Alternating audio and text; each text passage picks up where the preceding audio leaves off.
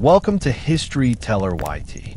Today, we embark on a 2-hour journey into one of the most fascinating, dramatic, and resilient stories in Southeast Asia. The history of the rich sultans and proud peoples of Mindanao. This is the story of kingdoms adorned in gold, of river guardians like the Subanen, of mighty sultanates in Maguindanao, Sulu, and Lanao, and of centuries of defiance against Spain, America, Japan, and even the Philippine Republic itself. Here you will witness tales of resistance. Sultan Kudarat standing unyielding before colonizers. Tajik martyrs who chose freedom over life at Buddajo and Budbagsak, and the rise of modern struggles from Jabita to the Bangsamoro Autonomous Region. It is a story of land and sea, faith and honor, betrayal and resilience. By the end of this history, you will understand why Mindanao is not merely a region, but the living heart of an unbroken legacy. Stay with us because this is not just history, it is the soul of a people that refuse to be erased. Mindanao, often referred to as the southern heartland of the Philippine archipelago, has long been a cradle of diverse cultures, flourishing trade, and powerful political entities. Unlike the Central Visayan Islands or Luzon, where Spanish colonization struck earliest and hardest, Mindanao held its ground for centuries through the strength of its sultanates and indigenous communities. The geography itself blessed the land. Fertile plains nourished by mighty rivers such as the Pulangi and Iguazin, mountain ranges that provided natural fortresses, and coastal ports opening the gates of commerce with Borneo, the Malay Peninsula, and even as far as the Middle East. Such richness in terrain allowed Mindanao to sustain societies with both agricultural stability and maritime ambition. The Subanen or Subanon people, one of the earliest known inhabitants of the Zamboanga Peninsula and nearby uplands, represent the Lumad or indigenous population. Their worldview treated nature as a sacred web. Trees, rivers, mountains, and animals were all interconnected with the lives of men and women. This philosophy gave birth to their environmental respect and communal systems of law. Before the intrusion of foreign religions or colonial powers, their identity was shaped by deep spirituality, oral traditions, and an egalitarian respect for both men and women. To the west and south, however, Mindanao was also home to rising Muslim polities. The Sultanate of Sulu, the Sultanate of Maguindanao, and the Sultanate of Lanao that would later define its destiny in resistance against Spanish colonization. But perhaps the most intriguing early center of power was Butuan, situated in the Iguazin River Valley. Butuan, long before Islam spread across Mindanao, had already built a reputation as a kingdom of unimaginable wealth. Chinese Song dynasty record from the 10th and 11th centuries described Butuan as a maritime kingdom whose Rajas sent emissaries across the South China Sea, carrying tributes of gold, pearls, and aromatic woods. When Spaniards first arrived in the 16th century, chroniclers were astonished to see not just the nobility, but even common folk adorned in gold. The wealth of Butuan stunned Europe, which at the time struggled with scarcity of precious metals. When the Spaniards' first expedition under Ferdinand Magellan anchored off the Philippine Islands in 1521, they encountered Raja Siagu of Butuan. The chronicler Pigafetta wrote that gold was everywhere, in houses, utensils, and even among the alipin or servants. One record went so far as to describe that Siagu's slaves wore golden jewelry, a sight so unimaginable for Europeans that it challenged their notions of hierarchy and wealth. Butuan's rulers, the Rajas, commanded fleets of balangay, large plank-built boats that could carry warriors and traders across seas as far as Kampa and Guangzhou. These boats, now recognized as national cultural treasures of the Philippines, symbolized Butuan's mastery of maritime engineering.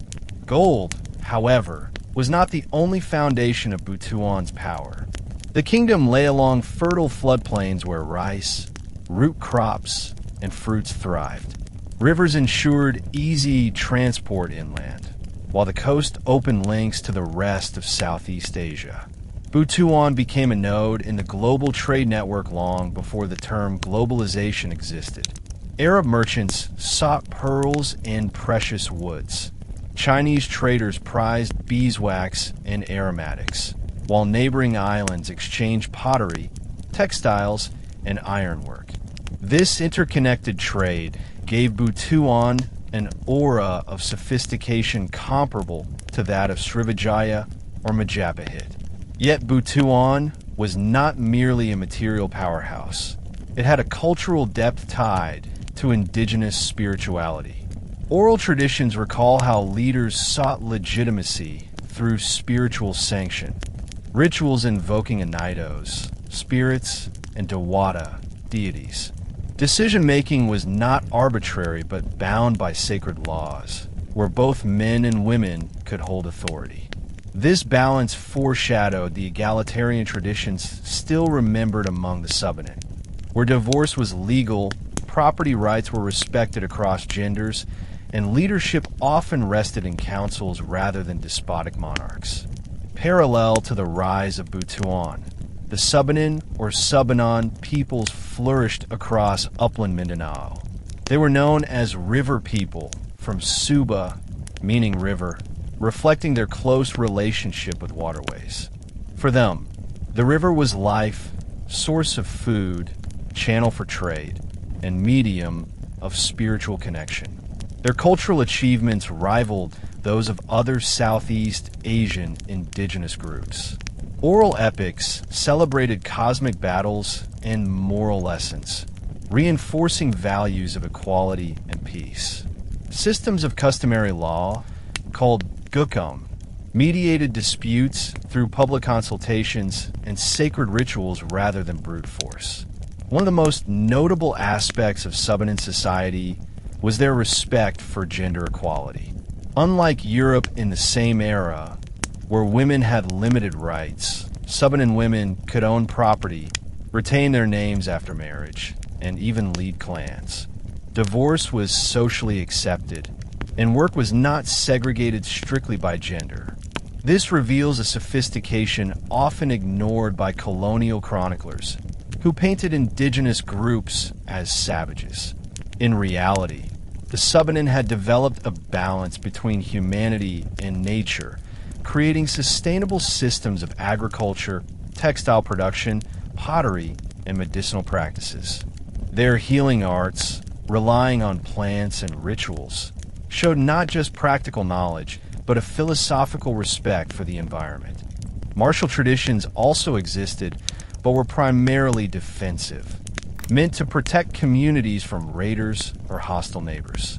Warfare was tied to sacred codes, with interventions by shamans or peace pacts often sought before battles escalated. These traditions highlight that Subanen society valued harmony and sustainability over conquest.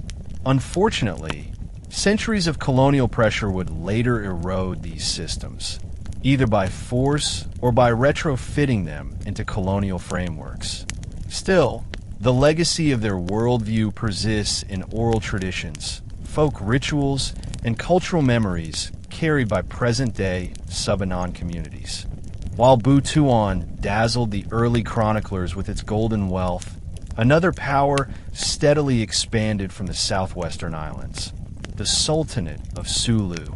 Situated in the Sulu archipelago between Mindanao and Borneo, this kingdom controlled not only a string of islands, but also the maritime highways connecting the South China Sea to the Celebes Sea. Its geographic position gave it a natural advantage in trade, diplomacy, and defense. By the 15th century, Arab missionaries and Malay traders had introduced Islam, which found fertile ground among the Tajik people. From these beginnings emerged a centralized polity guided by Islamic law, but deeply rooted in local customs. The Sultanate of Sulu distinguished itself as both a spiritual and economic powerhouse. Through marriage alliances with Brunei, it secured legitimacy, and through trade it amassed wealth in pearls, sea cucumbers, and exotic woods. Chinese merchants sailed eagerly into Sulu ports to exchange silk and ceramics for maritime products. The Tazig warriors, renowned for their bravery, safeguarded these networks against piracy, while the Sultan enforced laws that combined Sharia with Adat, customary law. This blending of systems allowed both Muslims and non-Muslim groups to coexist under a wide umbrella of tolerance, provided they respected the Sultan's authority. Sulu's greatness was not confined to trade alone. The court became a center of learning, where Islamic scholars introduced Arabic literacy alongside indigenous writing systems. Oral traditions and genealogies were preserved, ensuring continuity of identity.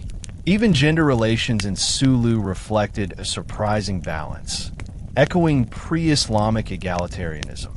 Though Islamic influence shaped hierarchy, Tazig women retained influence in clan decisions and could inherit property. The Sultanate also built strong naval traditions, commissioning fleets of warboats called Karakoa or Lanao. These vessels projected Sulu's might as far as Palawan, North Borneo, and parts of Mindanao.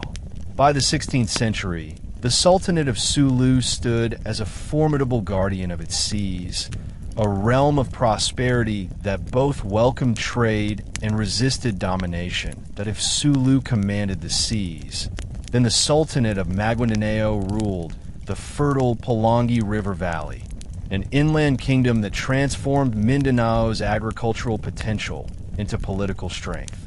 Founded around the late 15th century, Maguindanao emerged through the leadership of Sharif Kabungsawan, an Arab Malay missionary who introduced Islam into the heart of Mindanao. Unlike Sulu, where Islam blended with maritime trade culture, Maguindanao grounded itself in agriculture and riverine power. The Pulangi Basin's fertile soils allowed rice, corn, and fruits to flourish, sustaining dense populations and strong armies. The rulers of Maguindanao quickly established themselves as both spiritual leaders and temporal authorities. Their legitimacy rested on Islamic lineage, tracing ancestry to Sharif Kabungsawan and ultimately to the Prophet Muhammad, while their authority and governance stemmed from councils of Datus. These Datus oversaw villages, collected tribute, and enforced laws, while the Sultan provided overarching unity. Like the Subanen before them, the Maguindanao valued communal peace pacts and consultations, but they supplemented these with Sharia courts and structured taxation. This combination of Islamic governance and indigenous traditions allowed them to manage diverse populations effectively. Maguindanao was also a military force to be reckoned with. Warriors armed with Campilon swords and muskets imported through trade defended their land against rivals and Spanish incursions. Naval fleets patrolled rivers and coasts, securing trade routes from raiders. Yet the Sultanate did not survive by force alone. It cultivated diplomacy. Through alliances with Sulu, Ternate, and Brunei, Maguindanao integrated itself into the broader Malay world. By the 17th century, it was not unusual for Maguindanao emissaries to travel as far as Malacca or even Mecca, carrying news, tribute, and religious devotion. This blend of agricultural richness, military discipline, and Islamic identity turned Maguindanao into one of the most enduring Muslim powers in the Philippines.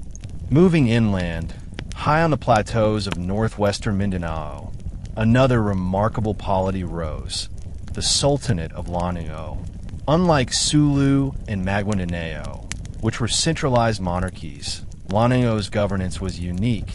It was not ruled by a single sultan, but by a confederation of four powerful houses known as the Pangampong or Lanao. Each of these governed separate territories around Lake Lanao. Yet together they formed a loose but resilient federation. This decentralized system reflected the Maranao people's strong traditions of independence, kinship alliances, and collective decision-making. The foundation of Lanao society was the lake itself. Lake Lanao provided abundant fish, fertile shores for crops, and a natural fortress that protected its people from invasions. The Maranao, whose very name means people of the lake, revered it not only as a livelihood, but also as a sacred landscape infused with mythological meaning. Epics such as the Durangian, later recognized by UNESCO as a masterpiece of oral and intangible heritage of humanity, encapsulated the cultural richness of Lanao. These stories celebrated heroes, moral values, and cosmological visions, shaping Maranao identity through generations. In terms of politics, the Maranao crafted a system where multiple sultanates shared power, bound by genealogical ties and customary law. This confederation discouraged tyranny and instead promoted balance. Leaders were chosen not only for lineage, but also for wisdom and ability to protect the community. Islam infused the system with spiritual legitimacy, but adat, custom, ensured that traditions older than Islam survived. Women, too, retained influence through marriage alliances and inheritance, echoing pre-colonial gender parity. Militarily, the Maranao forged reputations as fierce defenders. Their warriors, skilled in blade and shield, resisted Spanish penetration for centuries. The combination of decentralized governance, cultural pride, and deep spirituality made the Sultanate of Lanao a distinct but powerful sibling among Mindanao's great states. Mindanao was never isolated. Its sultanates and indigenous groups stood at the crossroads of vibrant maritime highways that connected the Philippines to the rest of Southeast Asia. The Sulu Sea and Celebes Sea formed natural corridors for ships traveling between China, the Malay world, and even the Middle East. Arab merchants, Malay traders, and Chinese junks all recognized Mindanao's wealth and strategic position.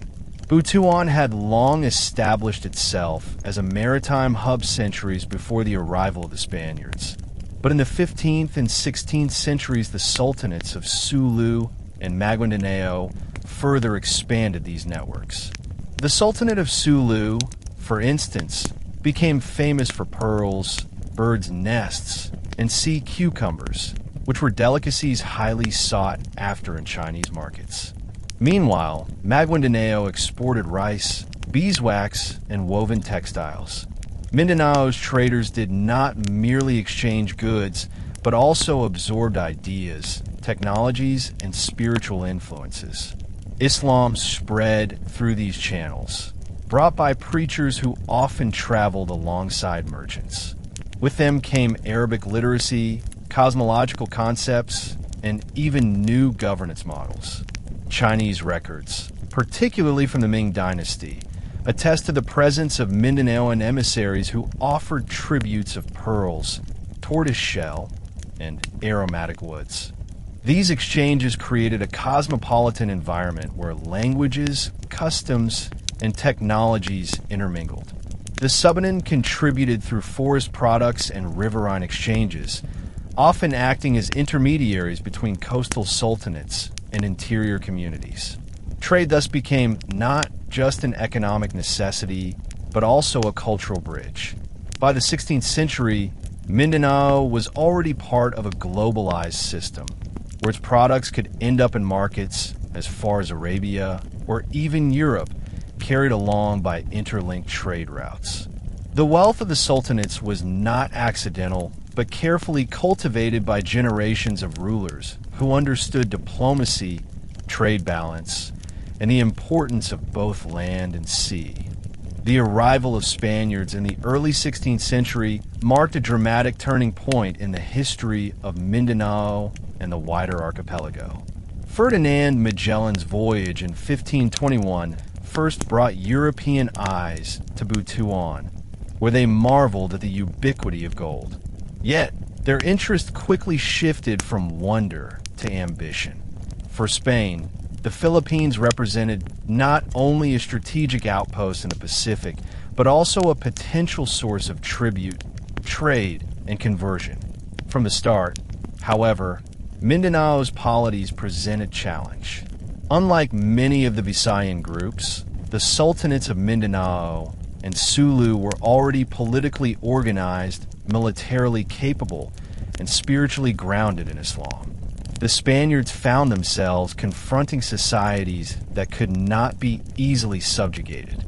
Butuan's golden wealth fascinated them, but its decline as a dominant polity meant that Spanish attention shifted toward Maguindanao and Sulu, which were still flourishing powers. The Spaniards attempted to establish footholds through alliances and force. Fortresses were built, expeditions launched, and missionaries dispatched, but the resistance they faced was formidable. The Tazig warriors of Sulu and the Marinao fighters of Lanao repeatedly pushed back incursions. Even when Spaniards secured temporary victories, they often found themselves unable to maintain control over hostile and distant terrain. European records also reveal a degree of misunderstanding. Spaniards often mischaracterized Mindanaoan societies as piratical simply because of their naval strength and their raids against colonial settlements. In reality, raiding was part of an indigenous system of warfare and resource redistribution, often triggered by Spanish aggression itself. To the Sultanates, Spaniards were not liberators, but intruders disrupting existing trade networks. By the mid-16th century, it was evident that Mindanao would not fall as easily as central islands like Cebu or Manila. The stage was set for centuries of conflict, negotiation, and uneasy coexistence between the Spanish Empire and the resilient sultanates of the south. While the spotlight often falls on the great sultanates and their wars with Spain, the Subanen and other Lumad peoples of Mindanao played a quiet but crucial role in this era. Living primarily in the uplands and along rivers, the Subanen were less directly affected by Spanish missionaries and colonial armies. However, they were far from passive observers. Their skills in farming, forest gathering, and local trade kept them integrated into the economic web of Mindanao. They supplied lowland communities with forest products like resin, rattan, and medicinal plants, while also receiving goods such as salt, iron tools, and textiles in return. The arrival of Spaniards indirectly pressured the Subanen. Spanish raids disrupted trade networks, and alliances with coastal sultanates sometimes drew the Subanen into larger conflicts. Yet their decentralized, egalitarian society proved adaptive. Customary law councils resolved disputes, and spiritual leaders continued to guide rituals and traditions. Their worldview, that every element of nature was connected in a sacred web, helped them endure upheavals by grounding identity in something beyond politics or conquest. Oral traditions from Subanen elders still remember how ancestral spirits guided communities during times of war and famine, reminding people that survival depended on harmony with both nature and each other. Despite their resilience, the Subanen gradually became overshadowed by the political dominance of the Sultanates and the military presence of Spain. Their contributions, however, remained vital. They sustained ecological knowledge, preserved egalitarian values, and upheld spiritual traditions that resisted complete absorption into either Islamic or Spanish frameworks. In many ways, the Subanen represent the silent foundation of Mindanao's history, a reminder that beyond the chronicles of kings and sultans were indigenous communities whose lives, though less recorded, shaped the fabric of Mindanaoan identity. Their story intertwines with that of the Sultanates, and together they formed the complex mosaic of resistance, adaptation, and continuity that defined pre-colonial and early colonial Mindanao. The Spanish conquest of the Visayas and Luzon emboldened colonial leaders to extend their reach into Mindanao. Manila had been established as the new colonial capital by the late 16th century, and the galleon trade between Manila and Acapulco was already enriching Spain. Yet Mindanao remained beyond their grasp, and this reality frustrated colonial ambitions. The Spaniards viewed the southern sultanates not only as political rivals, but also as religious threats. While the North and Central Philippines converted to Christianity, the South remained firmly Islamic. This difference, amplified by centuries of trade and kinship with the Malay Muslim world, created a cultural frontier that Spain struggled to cross. The first serious Spanish expeditions into Mindanao began in the 1570s under Governor-General Francisco de Sandy. These expeditions sought to impose tribute, establish forts, and spread Catholicism. However, they were met with fierce resistance. The Sultanates of Sulu and Maguindanao mobilized warriors, defended their coasts, and retaliated with naval raids on Spanish-held settlements in the Visayas. These encounters became the opening chapters of what would be remembered as the Moro Wars, a series of conflicts stretching across 3 centuries. The Moro Wars were not mere clashes of armies. They were wars of worldviews. For the Spaniards, the campaign represented the struggle between Christianity and Islam, framed in the larger context of the Reconquista spirit that had only recently expelled Muslims from Spain. For the Sultanates, however, it was a fight for survival, autonomy, and religious freedom. Each Spanish attempt to impose authority was repelled by swift counterattacks. Tazig raiders from Sulu and Maguindanao fleets often struck deep into Visayan coasts, seizing captives and goods. For coastal communities under Spanish rule, the very mention of Moro raids became synonymous with fear. Yet for the Sultanates, these expeditions were acts of defense and reprisal, aimed at preserving sovereignty. The Spaniards underestimated the resilience and strategic brilliance of Mindanao's rulers. The Sultanate of Maguindanao, under leaders like Sultan Kudarat in the 17th century, became legendary for organizing resistance. Sultan Kudarat forged alliances among Datus and other Moro polities, creating a united front against colonial encroachment. His speeches, preserved in Philippine historical memory, urged unity and warned that subjugation would mean the loss of both freedom and faith. His charisma and military skill turned Maguindanao into a bastion of resistance. The military strategies of the Sultanates were deeply tied to their geography. Sulu's island chains allowed for quick naval movements, surprise attacks, and safe retreats. The Tazig warriors built war boats known as Lanao and Garay, capable of outrunning Spanish galleons.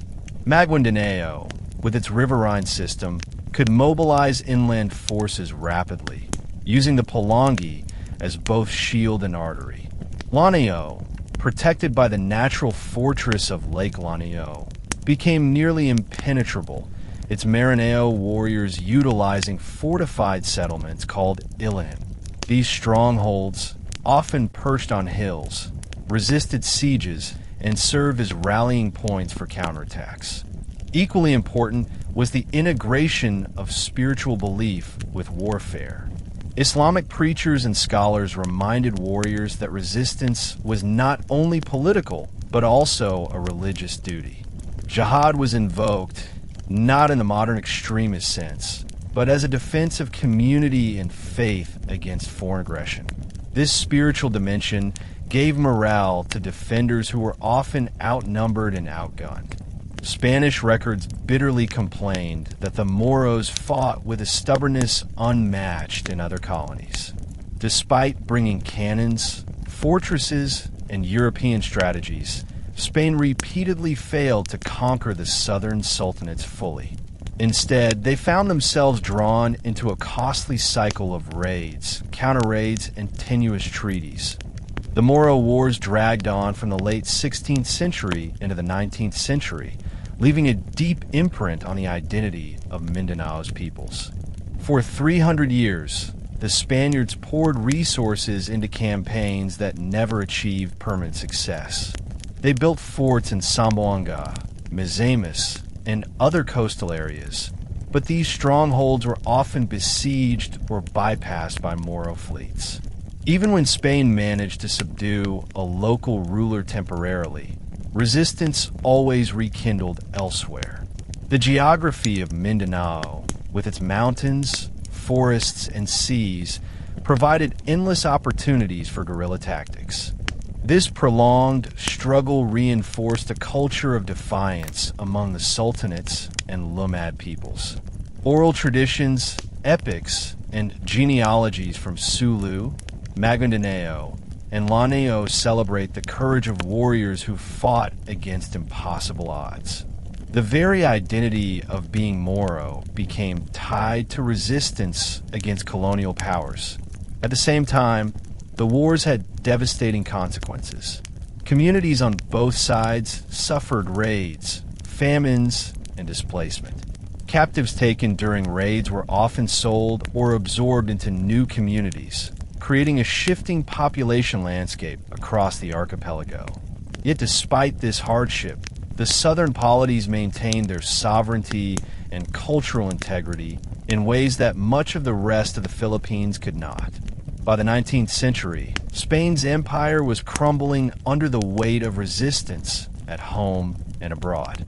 Even then, Mindanao remained unconquered in the full sense.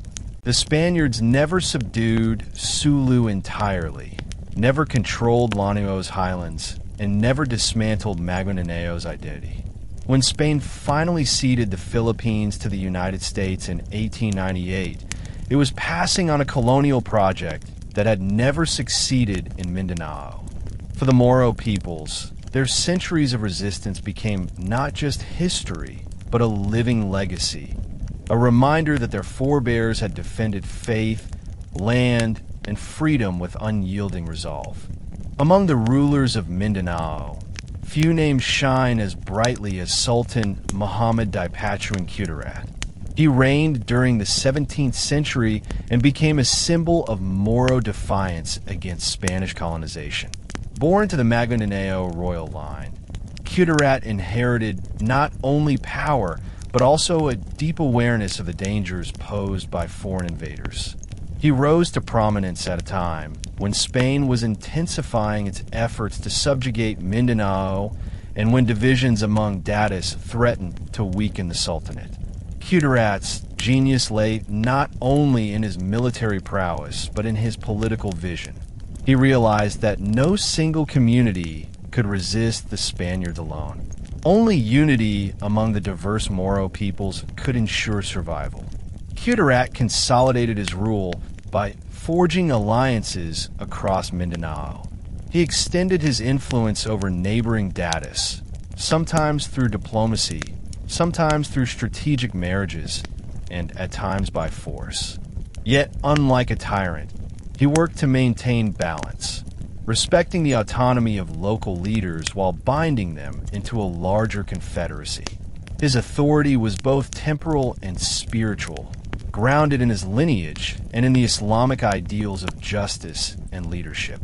He also drew strength from the Pulangi River Basin, whose fertile lands and bustling trade gave Maguindanao economic resilience.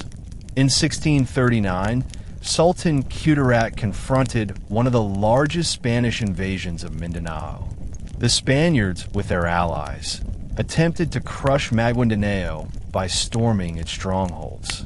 But Kudarat's forces countered with guerrilla tactics, ambushes, and strategic retreats.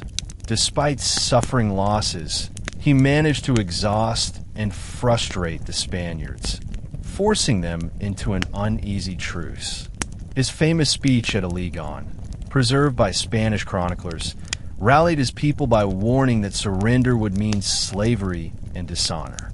He reminded the Dadists that freedom was priceless, that it was better to die fighting than to live under foreign domination.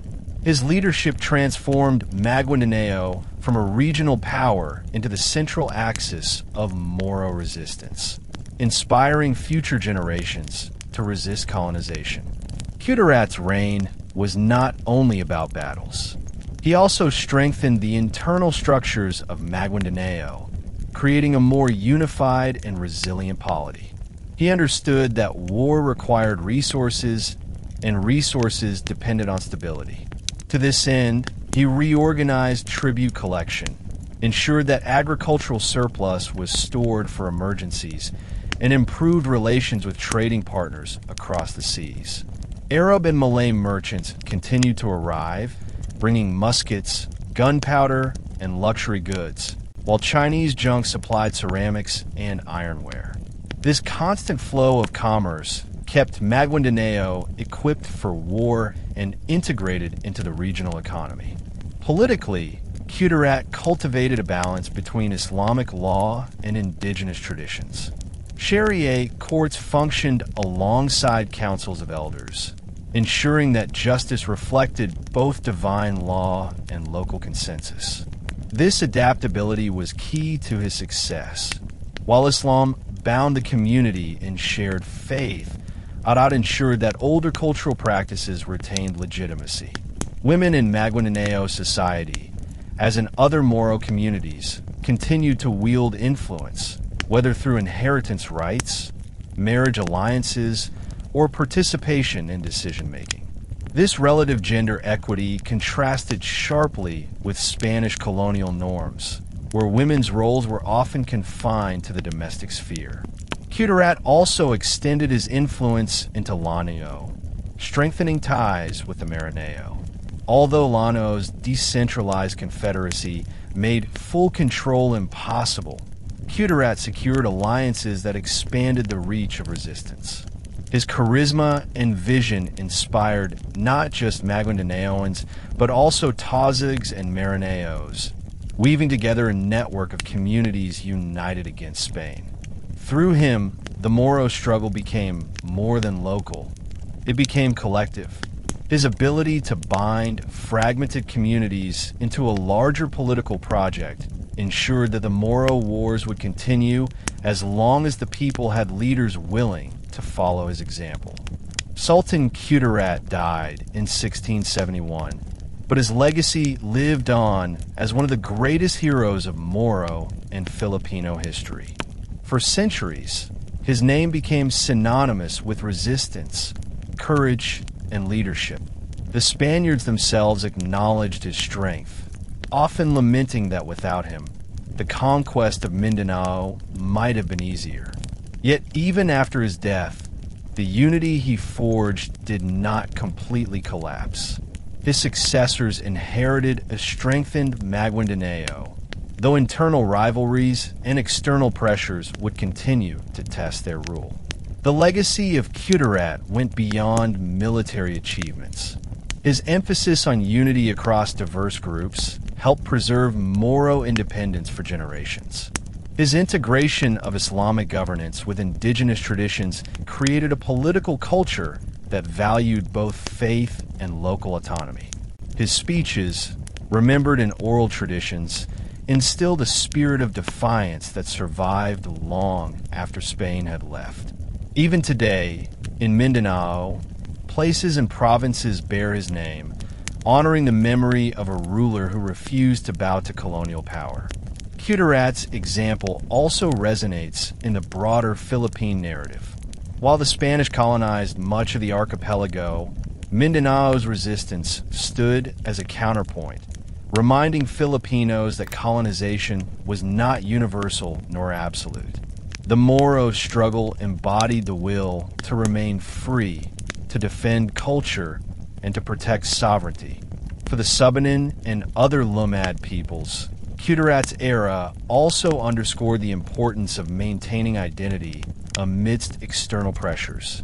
Though often overshadowed by the Sultanates, Lumad communities continued to thrive in their upland worlds, contributing silently to the mosaic of Mindanaoan history. Together, they illustrate that resistance in Mindanao was not the work of one man, but of many communities united in spirit. If Maguindanao, under Sultan Kudarat, embodied the inland strength of Mindanao, then the Sultanate of Sulu symbolized the seafaring might of the Moro world. Situated at the heart of the Sulu archipelago, the Tazig people built their reputation as fearless warriors and master navigators. Their maritime culture was not accidental, but born of necessity. Living in a chain of islands meant survival depended on mastering the sea. By the 17th century, Sulu had already developed into one of the most powerful maritime polities in Southeast Asia. Its reach extended far beyond its home islands, encompassing Palawan to the north, parts of North Borneo to the south, and exerting influence over the Visayas through raids and alliances. Sulu's navy was legendary. Their warships, the Lanao and Garay, were fast, maneuverable, and designed for both trade and warfare. Unlike the heavy galleons of Spain, these vessels could cut swiftly through shallow waters, giving them an edge in ambushes and retreats.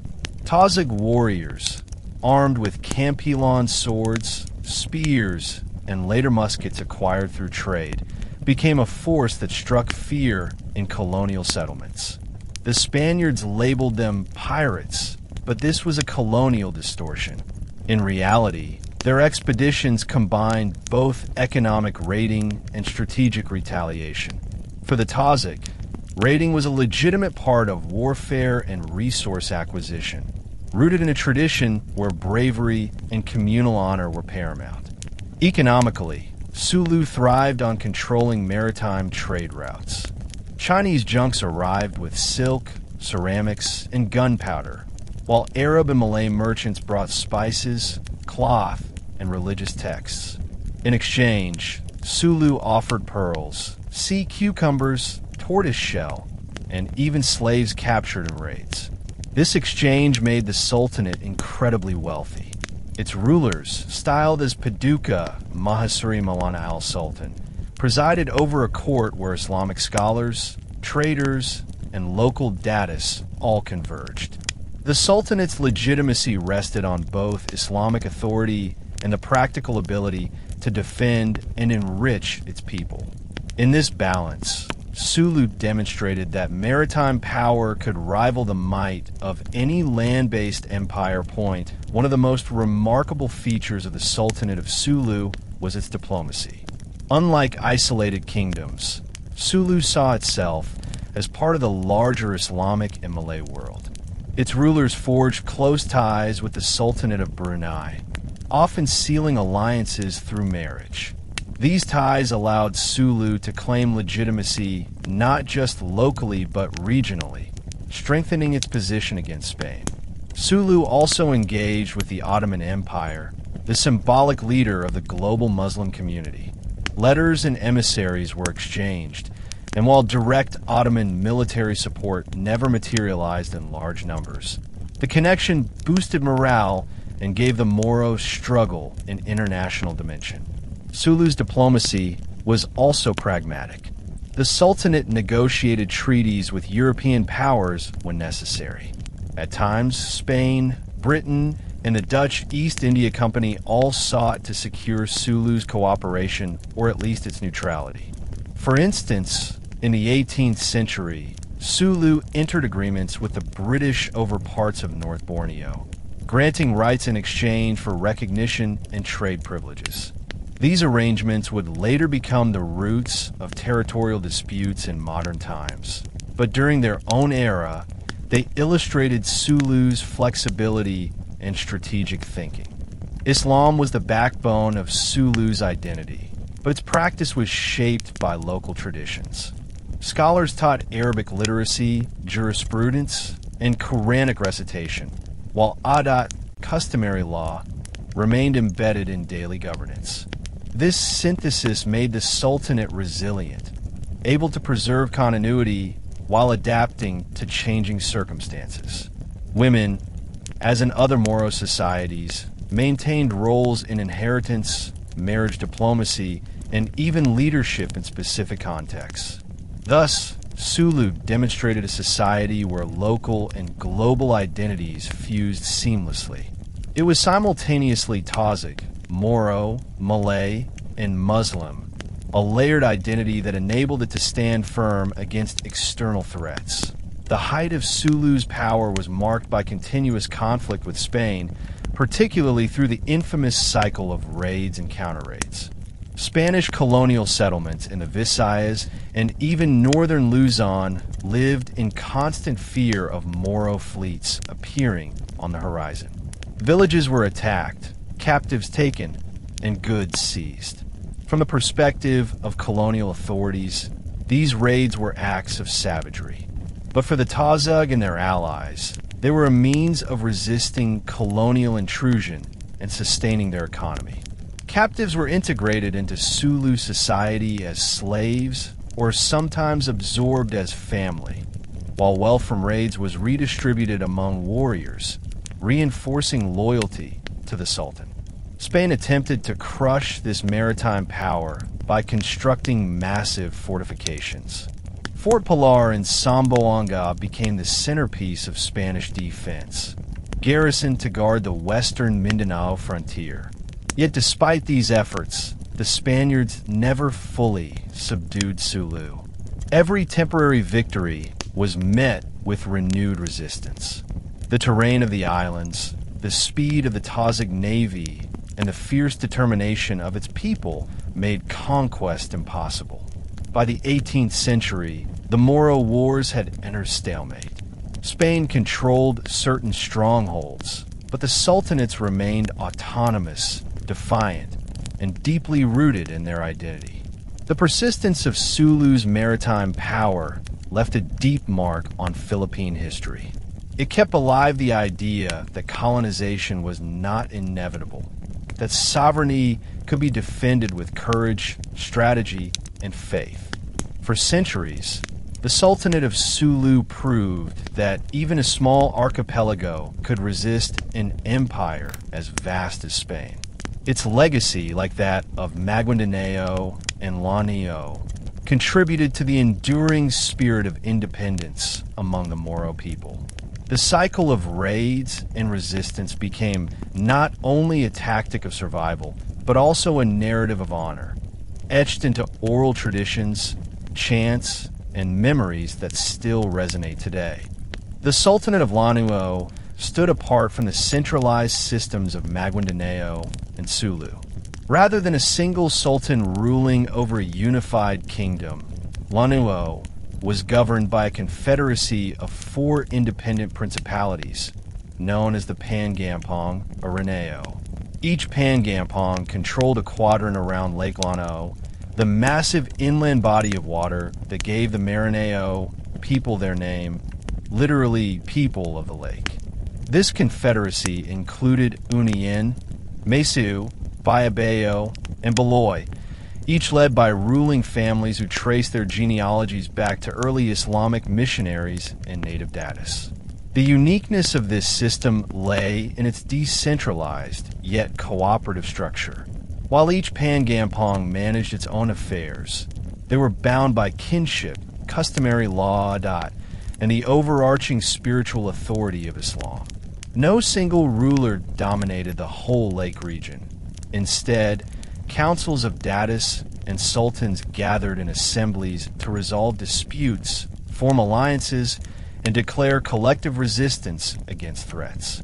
This distributed power prevented tyranny, but also demanded strong traditions of negotiation, diplomacy, and mutual respect.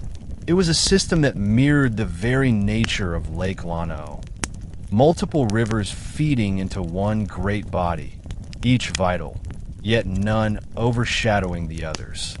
Lake Lanao itself was the lifeblood of Marinao society. Its waters provided fish, irrigated rice fields, and nourished surrounding communities. The lake was more than an economic resource. It was sacred, deeply tied to Marinao cosmology. Myths and epics spoke of guardian spirits dwelling in its depths, and rituals were performed to honor the lake as a living entity.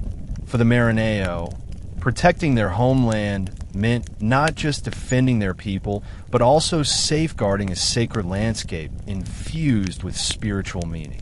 This worldview strengthened their resistance against colonial invaders, as surrendering the lake meant betraying both ancestors and deities. One of the crown jewels of Marinao culture is the Derangen, an epic poetic narrative that preserves the values, history, and worldview of the people of Lanao. Sung and chanted in ceremonial gatherings, the Derangen spans thousands of verses, recounting tales of heroes, love, battles, and the cosmic order. It is both a work of literature and a moral compass, transmitting ideals such as honor, bravery, respect for kinship, and balance between human beings and the spiritual world. In 2005, UNESCO recognized the Derangen as a masterpiece of the oral and intangible heritage of humanity, affirming its universal value. The Derangen does more than tell stories. It encodes political and social principles. Through its verses, listeners learn about the responsibilities of leaders, the sanctity of peace pacts, and the moral obligations of warriors. It reflects a society where law was rooted not only in statutes, but in narratives that tied human action to cosmic order. The Marinao belief that words hold sacred power, spoken poetry shaping destiny, reinforced the authority of the Derangen as a living constitution. The epic also reveals the gender dynamics of Marinao society. Women are not passive characters, but active agents in stories of alliance, conflict, and succession. Princesses negotiate peace, defend honor, and exercise choice in marriage. This reflects a continuation of pre-Islamic egalitarianism, tempered but not erased by the arrival of Islam. While Islamic jurisprudence shaped daily law, adat and epic memory preserved space for women's influence. The Derangen thus became both a repository of culture and a tool of resistance. By celebrating ancestral heroes who fought to defend their lands and values, it inspired generations of Marinao to view their struggle against colonialism as part of a timeless battle between freedom and subjugation. The Spaniards recognized the difficulty of conquering Lanao almost immediately. Unlike coastal areas, where forts and galleons could project power, the highlands around Lake Lanao offered natural fortresses. The Marinao constructed Ilahan, fortified settlements on elevated terrain, where warriors and families could retreat during sieges. These strongholds, defended by stockades and natural barriers, proved nearly impregnable to Spanish assaults. Every attempt to subdue the Marinao was met with coordinated resistance from the Four Pangampong, each mobilizing its warriors to protect the lake. Marinao resistance was also deeply infused with spiritual conviction.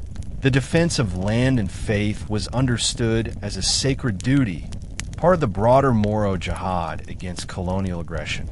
Yet this jihad was not framed narrowly.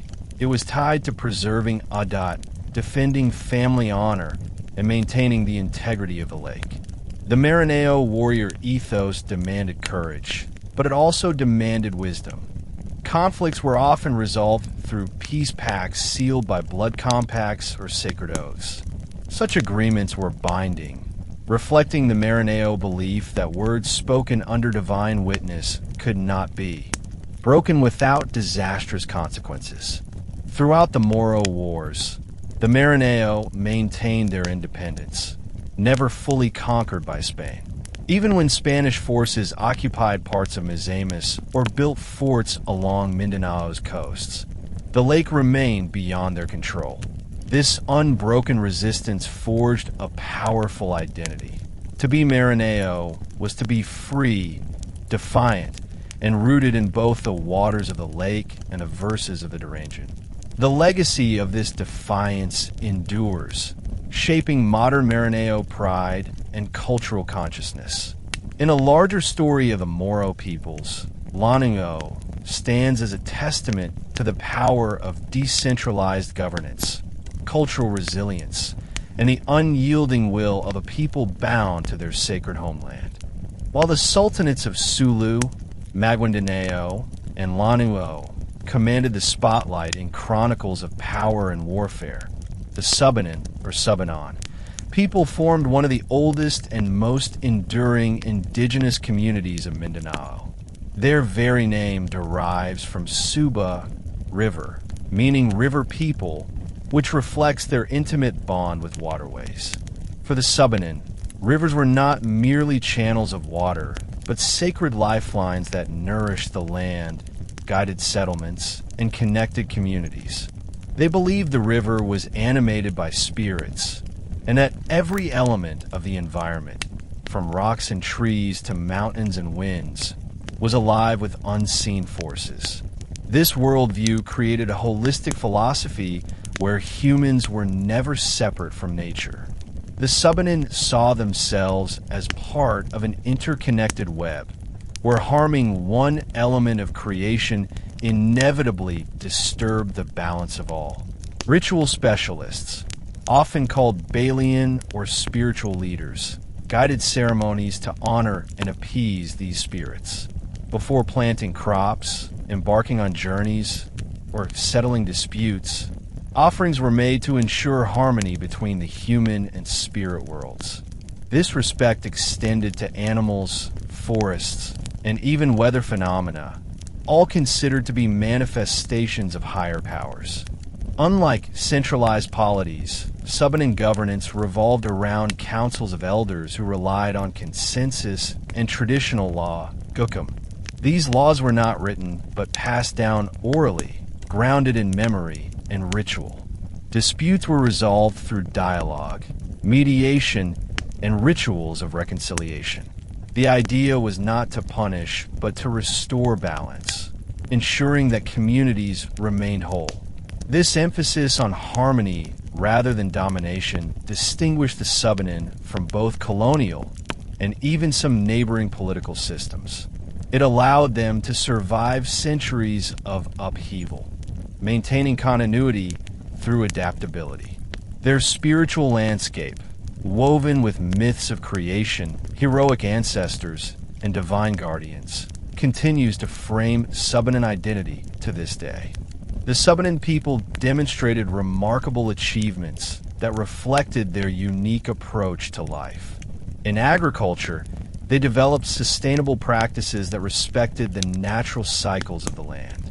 Shifting cultivation, often criticized by outsiders, was carefully regulated to allow forests to regenerate. Crops included rice, root vegetables, bananas, and corn, supplemented by fishing and hunting. Their culinary traditions integrated local plants and herbs, many of which also had medicinal uses. Subanen healers combined practical herbal knowledge with ritual invocations, illustrating their deep understanding of both body and spirit. One of the most striking features of Subanen society was its egalitarian ethos. Unlike many patriarchal systems elsewhere, Subanen culture granted significant rights to women.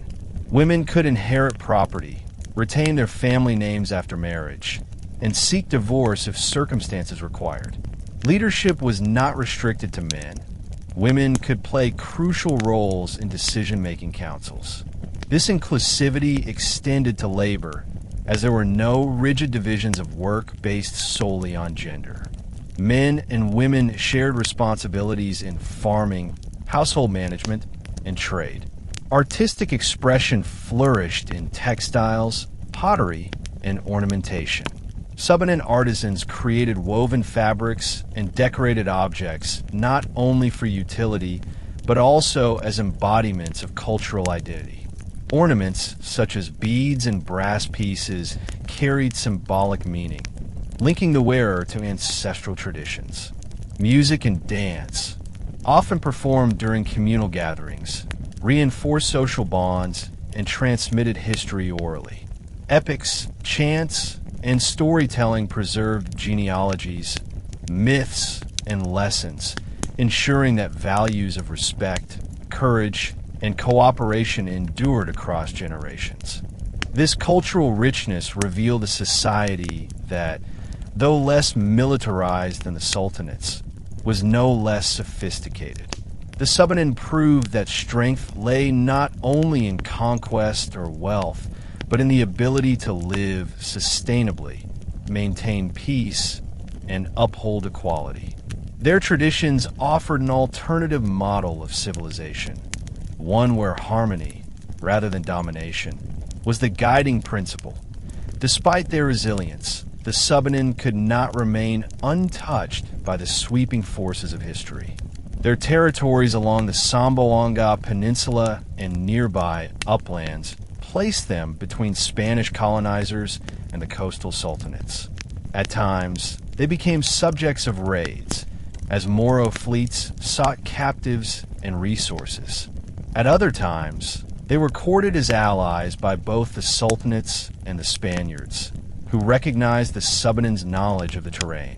This dual pressure forced the Subanen into a delicate balancing act, resisting domination while engaging in exchanges that ensured survival. The Spaniards often misunderstood the Subanen. Colonial accounts dismissed them as uncivilized or timid, largely because they avoided direct confrontation. Yet this was not weakness, it was strategy. By retreating into forests and mountains, the Subanen preserved their autonomy. Their decentralized governance made it impossible for outsiders to control them fully, as there was no single ruler to subjugate. At the same time, their contributions to trade networks remained significant. They supplied forest products, medicinal plants, and local crafts to lowland markets, sustaining both their economy and regional exchange.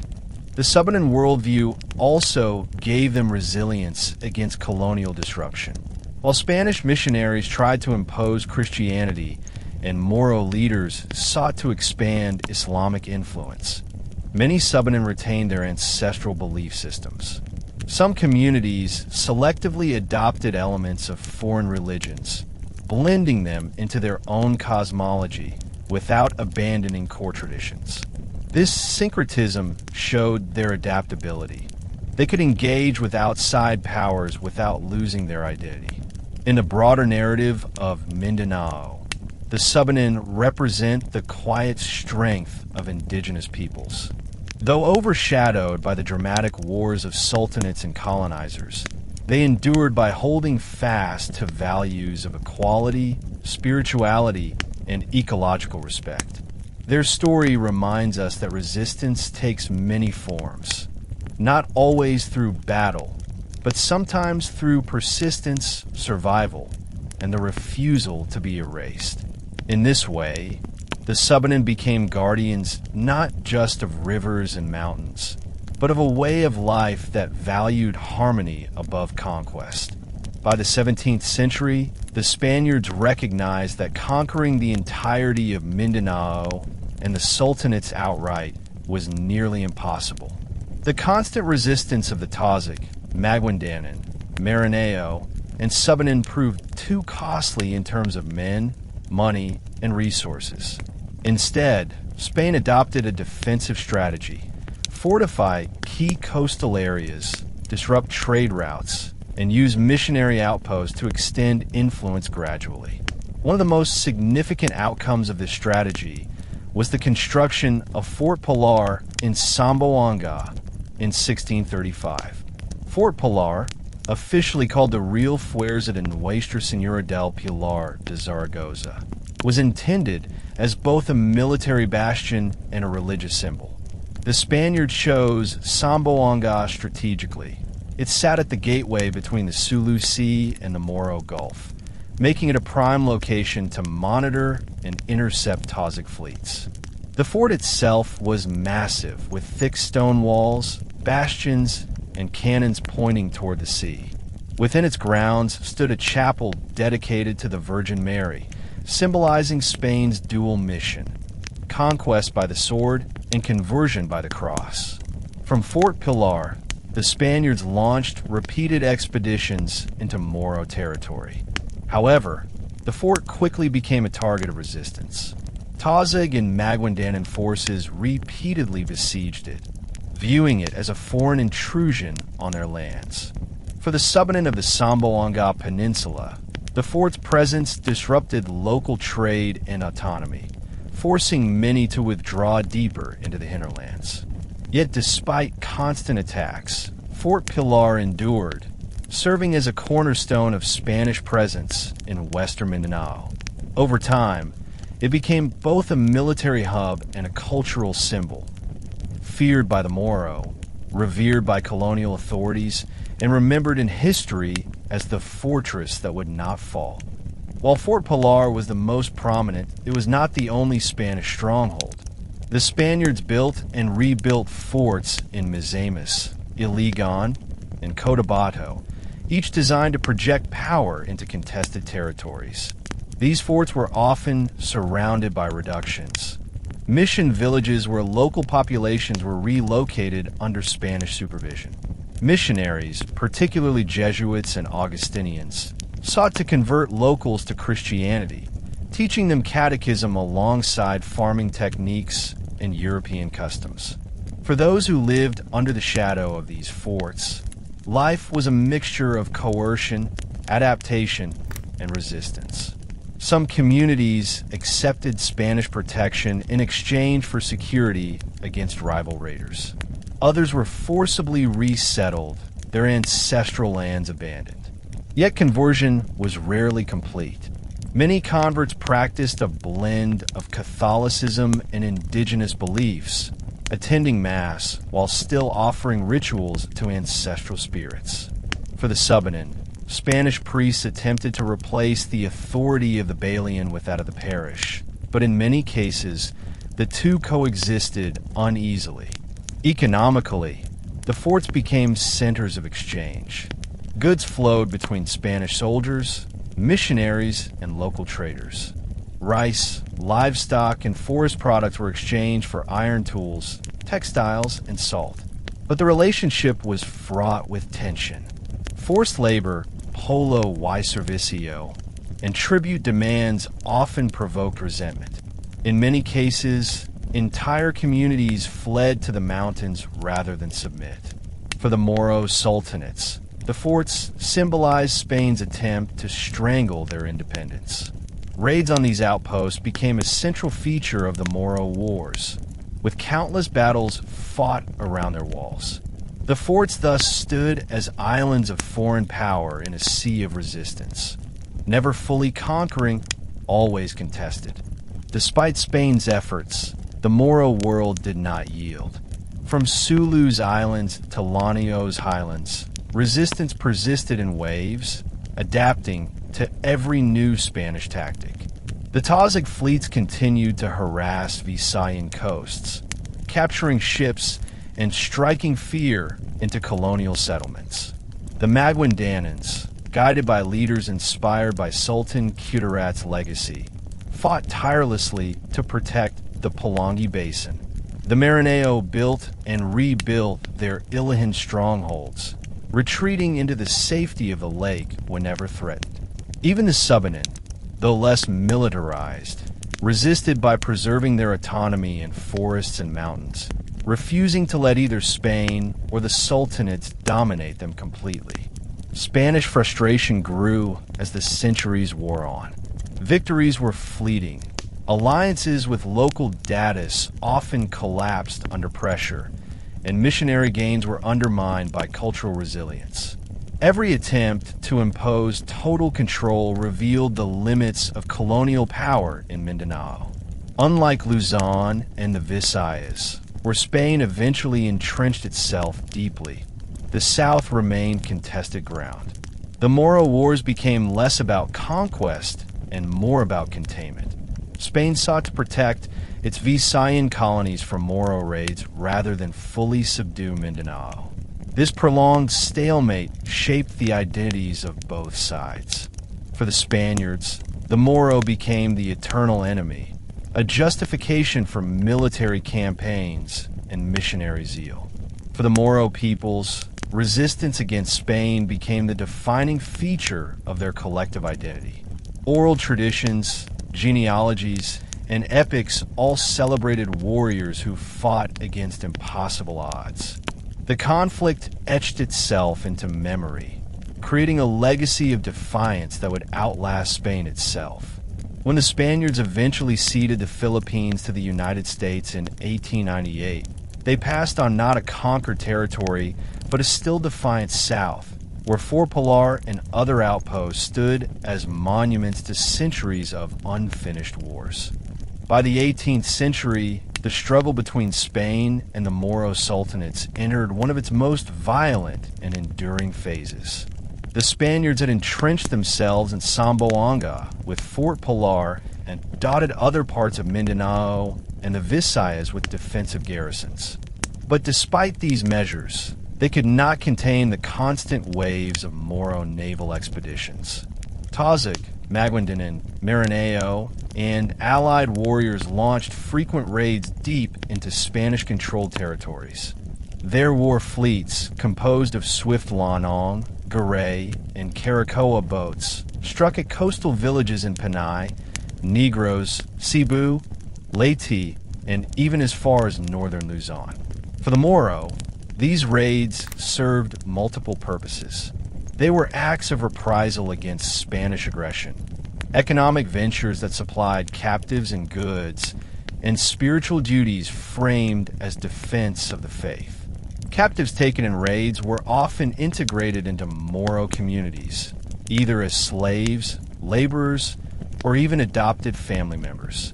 This practice both replenished populations lost in war and symbolized the transformation of outsiders into insiders. To the Spaniards, however, these raids were devastating, spreading fear among colonial subjects and draining resources. Reports from Manila frequently described villages burned, churches looted, and parishioners taken away in chains. Spanish retaliations followed. A predictable pattern expeditions sailed south, bombarding coastal settlements and attempting to destroy Moro fleets at anchor. Yet the geography of Sulu and Mindanao worked against them.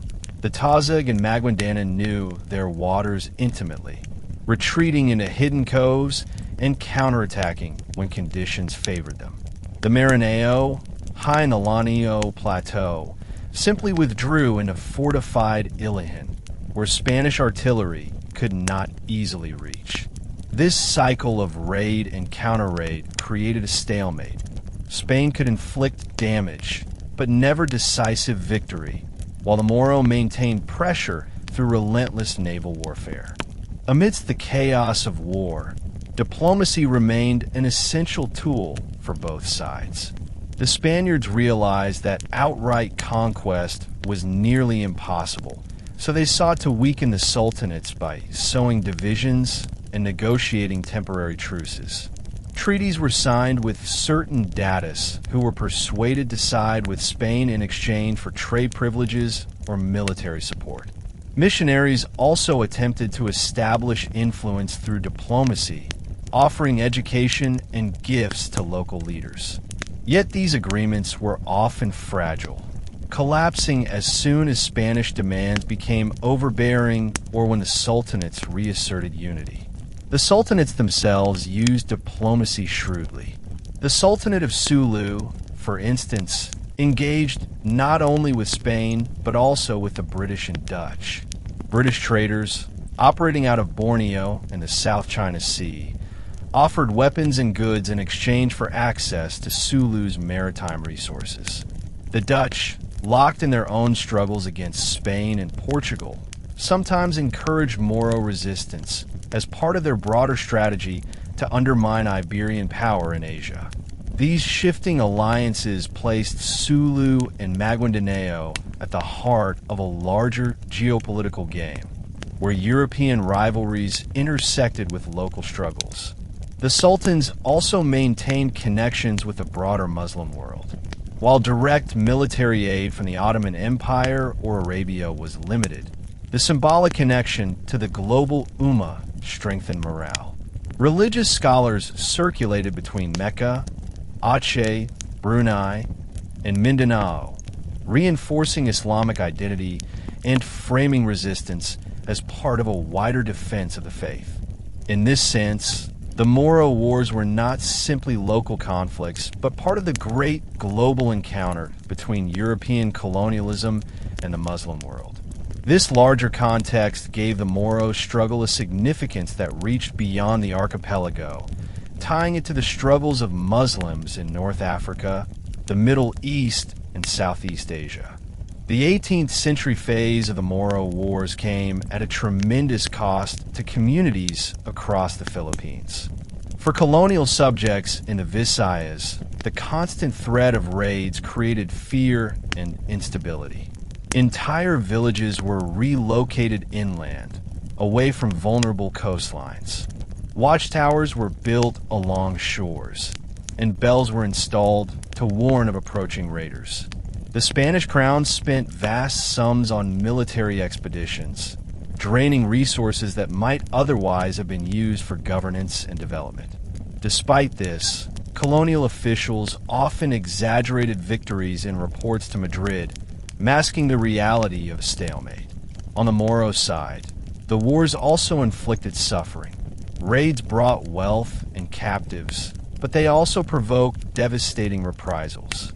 Spanish gunboats bombarded coastal villages, destroying homes, crops, and mosques. Famines occasionally followed, as agricultural cycles were disrupted. Yet even amidst these hardships, cultural resilience remained strong. Oral traditions continued to celebrate the bravery of warriors. Epics reinforced values of honor and defiance, and rituals maintained harmony with the spirit world. The Subanen and other Lumad peoples, caught between these warring powers, endured in quieter ways. They preserved their autonomy by retreating deeper into forests and mountains, avoiding direct confrontation while continuing to supply forest products to both sides. Their worldview, centered on balance and survival, allowed them to navigate an age of turmoil without losing their identity. Ultimately, the Moro Wars of the 18th century solidified a legacy of unyielding resistance.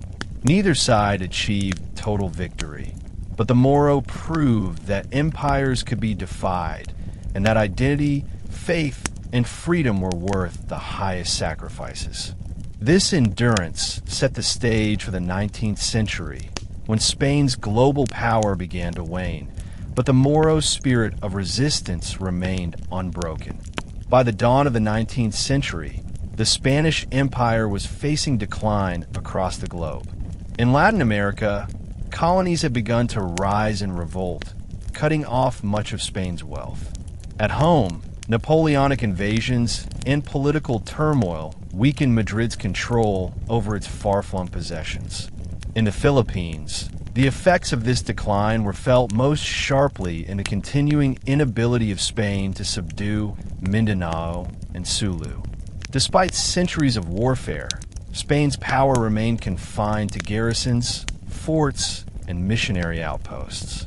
The Moro Sultanates still held their territories, continuing to resist both military assaults and missionary incursions. Spanish strategy in the 19th century focused increasingly on containment rather than conquest. Fort Pilar in Zamboanga, fortified settlements in Misamis, and smaller strongholds along the coast were tasked with monitoring Moro movements and protecting the Visayan provinces from raids. Watchtowers dotted the coastline of Cebu, Bohol, Panay, and Negros, evidence of how deeply the Moro Wars had shaped colonial society. Villagers were instructed to ring bells at the first sight of Moro sails, and militias were formed to defend settlements. For Spain, the Moro frontier had become a permanent wound, draining resources and creating perpetual insecurity. Yet, even in this weakened state, Spain did not give up its dream of conquest. Expeditions were still launched, often with great fanfare, but little long-term success. Spanish gunboats and steam-powered vessels introduced in the mid-19th century gave them new advantages in mobility. But the Moro adapted quickly, using their knowledge of terrain and sea routes to evade pursuit. While some villages occasionally fell under temporary Spanish control, sovereignty over Sulu, Maguindanao, and Lanao remained largely intact. For the Moro, the 19th century proved that persistence could outlast empire. The 19th century brought significant changes to global and regional trade, and these shifts affected the Sultanates of Mindanao and Sulu. European powers like Britain and the Netherlands were expanding their colonial empires in Southeast Asia, creating new trade networks that bypassed Spanish Manila. The Sultanate of Sulu, in particular, engaged with the British through agreements concerning North Borneo. In 1878, a controversial treaty granted British commercial interests rights over parts of Sabah, agreements that would later spark disputes lasting into the modern era. For the Tajik, these treaties reflected both opportunity and danger. They offered new economic lifelines, but they also risked entangling the Sultanate in foreign ambitions. Maguindanao, meanwhile, saw its power diminished compared to earlier centuries. Internal rivalries among datus, combined with external pressures, weakened centralized authority. Yet, even in decline, the memory of Sultan Kudarat continued to inspire unity when needed. Lanao, with its decentralized Pan-Gampong confederacy, retained strength by relying on its natural fortress around Lake Lanao. Its warriors remained fiercely independent, repelling Spanish attempts to penetrate the plateau. Diplomatically, the Moro continued to balance between foreign powers. Islamic scholars from Arabia and Southeast Asia maintained links with local communities, reinforcing the global Muslim identity of the Moro. At the same time, local leaders engaged pragmatically with Europeans, securing weapons, trade goods, and recognition when possible. The Spanish found themselves increasingly sidelined in this network, clinging to forts while real power flowed through regional and global trade outside their control. This erosion of influence revealed the limits of Spain's colonial project in Mindanao. It could occupy land, but not truly govern its people. As the 19th century drew to a close, Spain's hold over the Philippines weakened dramatically. The Philippine Revolution of 1896 erupted in Luzon, fueled by centuries of injustice, taxation, and forced labor. Filipino revolutionaries sought independence, inspired by Enlightenment ideals and anti-colonial movements worldwide. Yet in Mindanao, the situation was different. The Moro Sultanates were not colonies rising in rebellion. They were still independent states fighting to preserve sovereignty against Spain, while revolutionary leaders in Luzon dreamed of breaking free. The Moro people had never been fully conquered to begin with. The Spanish-American War of 1898 sealed Spain's fate. Defeated by the United States, Spain ceded the Philippines through the Treaty of Paris. But here lay a paradox. Spain ceded territories it had never truly controlled. Mindanao and Sulu, with their proud sultanates and resistant nomad communities, were handed over on paper as if they were possessions in a ledger. For the Moro, this was an insult. They had fought Spain for 3 centuries, never surrendering, never submitting, and now they were transferred to a new colonial master without consultation or recognition. This transition marked the beginning of a new chapter. The Moro would soon confront American gunboats, soldiers, and missionaries, facing a colonial power even more technologically advanced than Spain. Yet the centuries of defiance had already forged a culture of resistance. The memory of Sultan Kudarat, the resilience of Sulu's fleets, the sacred verses of the Durangian, and the wisdom of Subanen councils all formed a legacy that no empire could erase. On the eve of American arrival, the Moros stood battered but unbowed, heirs to a history of unyielding sovereignty. When the Spanish-American War ended in 1898, the Treaty of Paris transferred the Philippines from Spain to the United States. But this so-called cession was deeply problematic in Mindanao and Sulu. The Spanish had never truly conquered these lands, yet they sold them as if they were owned property. For the Moro peoples, the Tazig of Sulu, the Maguindanao of the Pulangi Basin, the Marinao of Lake Lanao, and the Lumad like the Subanon, this act was an outright denial of their sovereignty. They had resisted Spain for more than 3 centuries and had never recognized foreign domination. And now they were suddenly told that a new colonial master had arrived. The Americans approached their new colony with a mixture of optimism and arrogance. They believed they could succeed where Spain had failed, using a blend of modern military power, education, and infrastructure. American officials argued that their mission was one of benevolent assimilation, bringing democracy, schools, and public health to the islands. But to the Moro, this was simply another form of foreign control. They had defended their lands and faith against Spain, and they were ready to do the same against the Americans. The U.S. military established a strong presence in Mindanao almost immediately. In 1899, General John C. Bates negotiated the Bates Treaty with the Sultan of Sulu, which recognized Moro autonomy in exchange for cooperation with American authorities. At first, this seemed to promise peace as the Americans allowed the Sultanate to maintain Islamic law, local governance, and religious freedom. However, the treaty was soon violated. American officials, driven by their own agenda of integration and control, imposed new taxes, undermined traditional leaders, and began spreading Protestant missions. The illusion of respect quickly gave way to resentment, setting the stage for a new wave of resistance. The early 20th century witnessed some of the bloodiest confrontations between the Moro peoples and American forces. Unlike Spain, the United States brought modern weaponry, disciplined troops, and a determination to pacify the South at any cost. Yet the Moro responded with the same spirit of defiance that had characterized their struggle for centuries. From the Tazig Islands to the Marinao Highlands, uprisings erupted against American intrusion.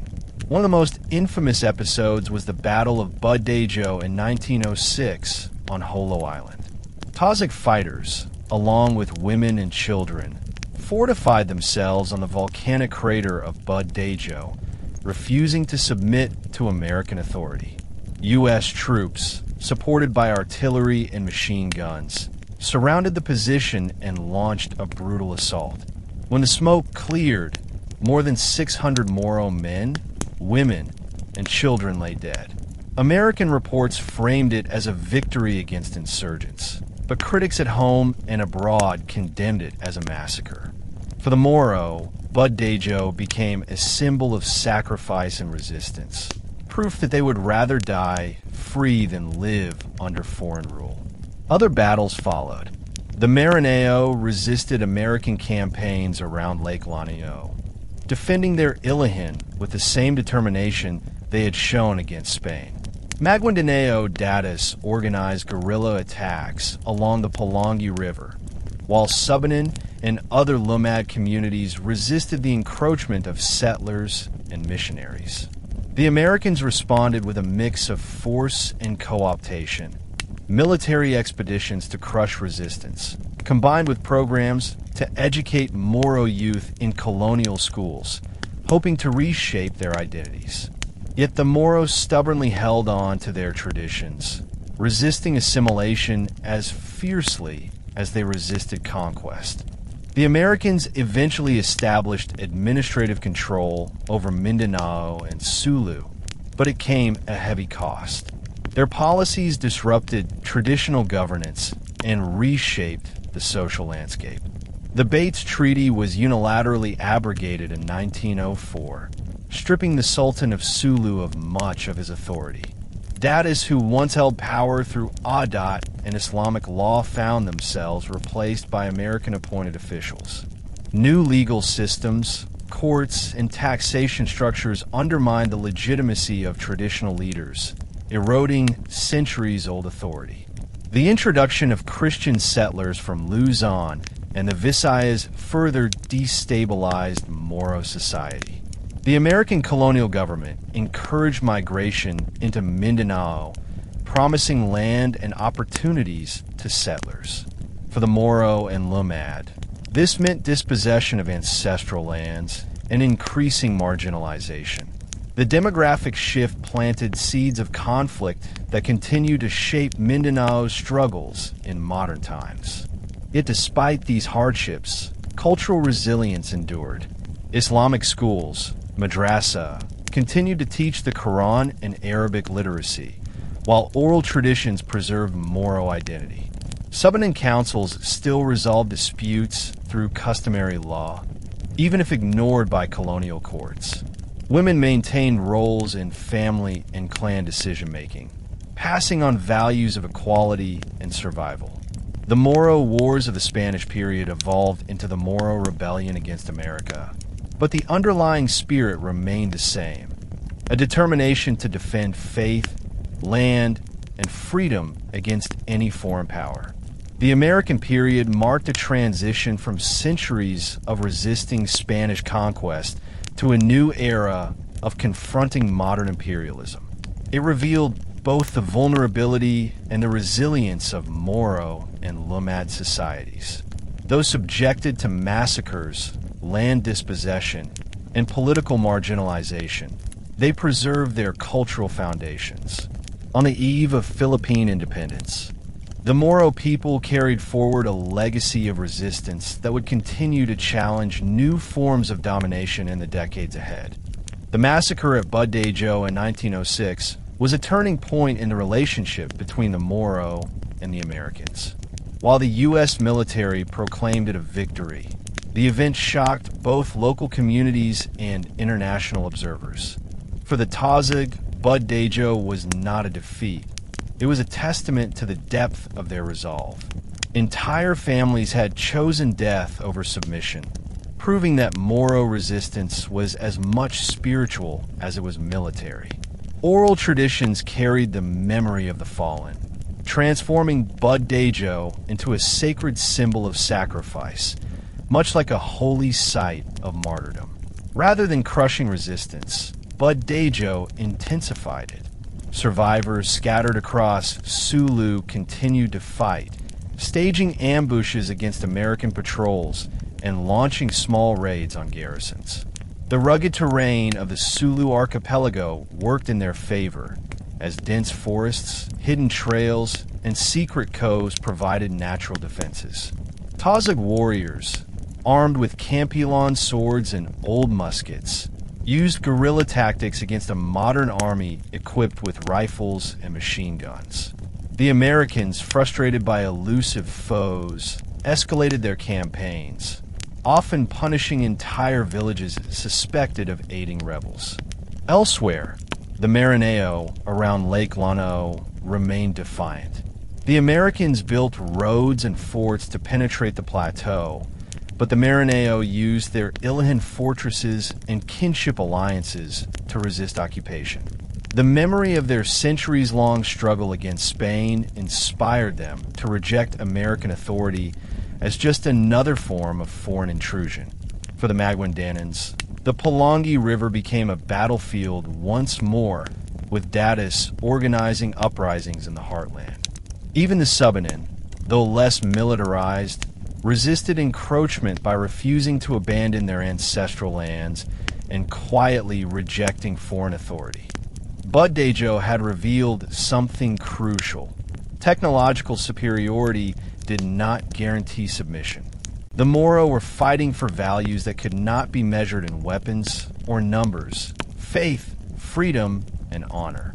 This made them unpredictable and unyielding opponents, forcing the Americans into a drawn-out struggle that echoed Spain's centuries of frustration.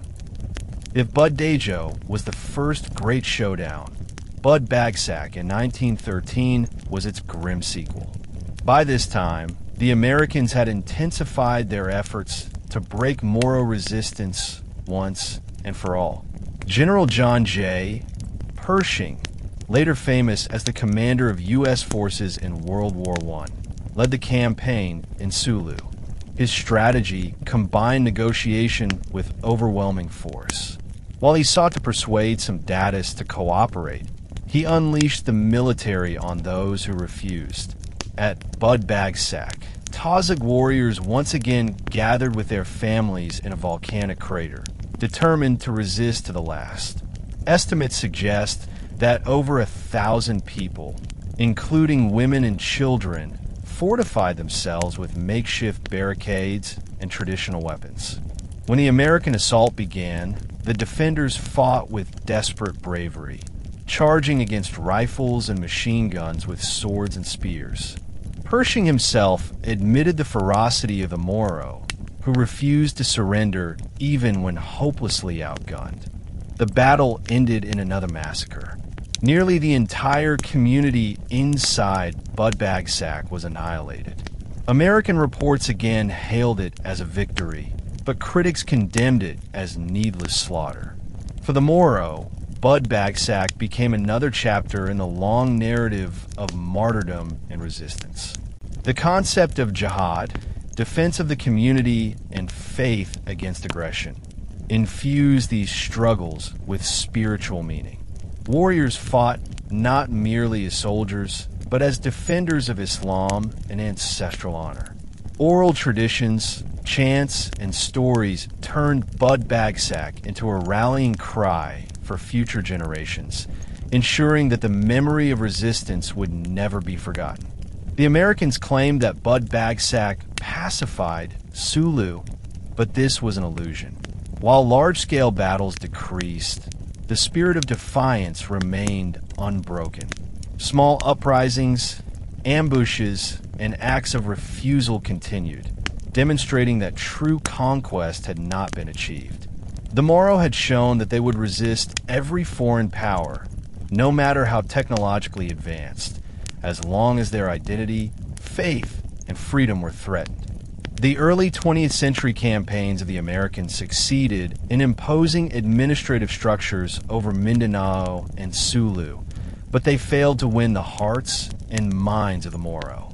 After Butuan and Bud Bagsack, U.S. authorities claimed control, establishing the Moro province, 1903 to 1914, with military governors. Roads, schools, and health programs were introduced, but these were viewed with suspicion by many locals, who saw them as tools of assimilation rather than genuine development. The imposition of foreign courts, taxes, and laws eroded traditional authority and weakened the sultanates.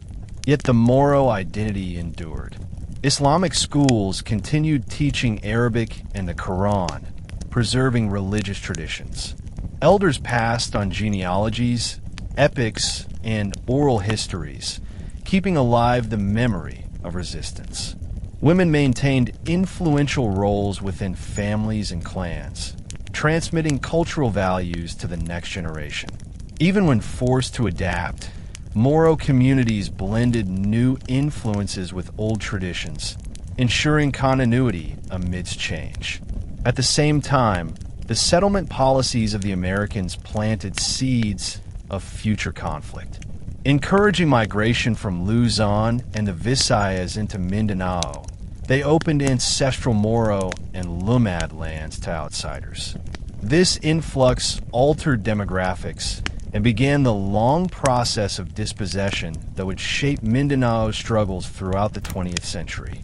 For the Subanen and other Lumad, this meant gradual displacement from rivers and forests, as settlers claimed farmland and resources under government protection. The Moro resistance against the Americans was not the end of their struggle, but the continuation of a legacy stretching back to the arrival of Spain. Bud Dejo and Bud Bagsack symbolized the unbroken chain of defiance, proving that sovereignty and faith could survive even under overwhelming odds. These battles were not merely local skirmishes. They were part of a larger global story of colonized peoples confronting imperial powers. And though the Americans claimed victory, the Moro people carried forward their identity, ensuring that the struggle for recognition, autonomy, and justice would continue into the modern era. After subduing major uprisings like Bud Dejo and Bud Bagsack, the Americans sought to consolidate control over Mindanao and Sulu through administrative reforms. In 1903, the U.S. colonial government officially created the Moro Province, a military-governed region that encompassed much of Muslim Mindanao and Sulu. Unlike the Christianized areas of Luzon and the Visayas, which were governed under civilian institutions, the Moro Province was placed under direct U.S. Army rule. This decision reflected the belief that the Moro could not yet be civilized enough for self-governance, echoing the paternalistic attitudes that underpinned American imperial policy. The province was divided into 5 districts: Cotabato, Davao, Lanao, Sulu, and Zamboanga. Each district was administered by American military officers who doubled as governors, judges, and policymakers. They implemented new laws, collected taxes, and oversaw the construction of roads, ports, and schools. The goal was to integrate the Moro into the broader colonial system, breaking the power of traditional leaders and replacing them with officials loyal to the U.S. To the Moro, however, this arrangement represented a direct attack on their sovereignty. The authority of sultans, datus, and panglima was systematically undermined. Adat customary law and Sharia courts were restricted or abolished, replaced by American courts that imposed foreign legal codes. Land policies further destabilized communities. Ancestral lands that had been held collectively for centuries were declared public domain, making them vulnerable to seizure by settlers, companies, or the state. What the Spaniards had failed to do by force, the Americans sought to achieve through bureaucracy and law. Despite this, the Moro did not passively accept colonial governance. Uprisings and rebellions continued, though often smaller in scale. Many leaders resisted taxation, land dispossession, and the erosion of Islamic authority. The Moro province became a laboratory for American colonial policy where military force, assimilationist education, and land resettlement programs were tested. These policies would have long-lasting consequences, laying the foundation for the deep tensions that still shape Mindanao today. One of the cornerstones of American colonial policy in the Moro province was education. The Americans believed that schools would serve as tools of assimilation, teaching Moro children English, American civics, and Western values. Public schools were established across the province, staffed by both American and Filipino teachers. While some Moro families sent their children to these schools, many resisted, preferring to continue traditional Islamic education in madrasa. For the Americans, literacy in English represented progress. For the Moro, it was often seen as a threat to cultural and religious identity. Missionary activity, though more restrained than under Spain, also played a role. Protestant missionaries arrived alongside American officials, eager to convert the Moro. While they achieved few direct conversions, their presence was another reminder of the erosion of autonomy. Catholic missionaries also returned under American protection, though with limited success in Muslim-majority areas. Islamic leaders responded by strengthening religious instruction, reinforcing ties with scholars in Mecca and Southeast Asia. This spiritual resilience ensured that, despite colonial pressure, Islam remained the foundation of Moro identity. Culturally, the Americans sought to reshape social practices. They outlawed traditional customs they deemed barbaric, such as trial by ordeal or certain forms of justice under oath. They attempted to regulate marriages, inheritance, and even attire. Yet many of these reforms failed because they clashed with deeply rooted traditions. Moro communities often continued their practices in private, maintaining cultural continuity under the surface of colonial rule. The Subanen and other Lumad peoples also resisted assimilation, preserving their spiritual traditions and egalitarian systems even as schools and missions encroached.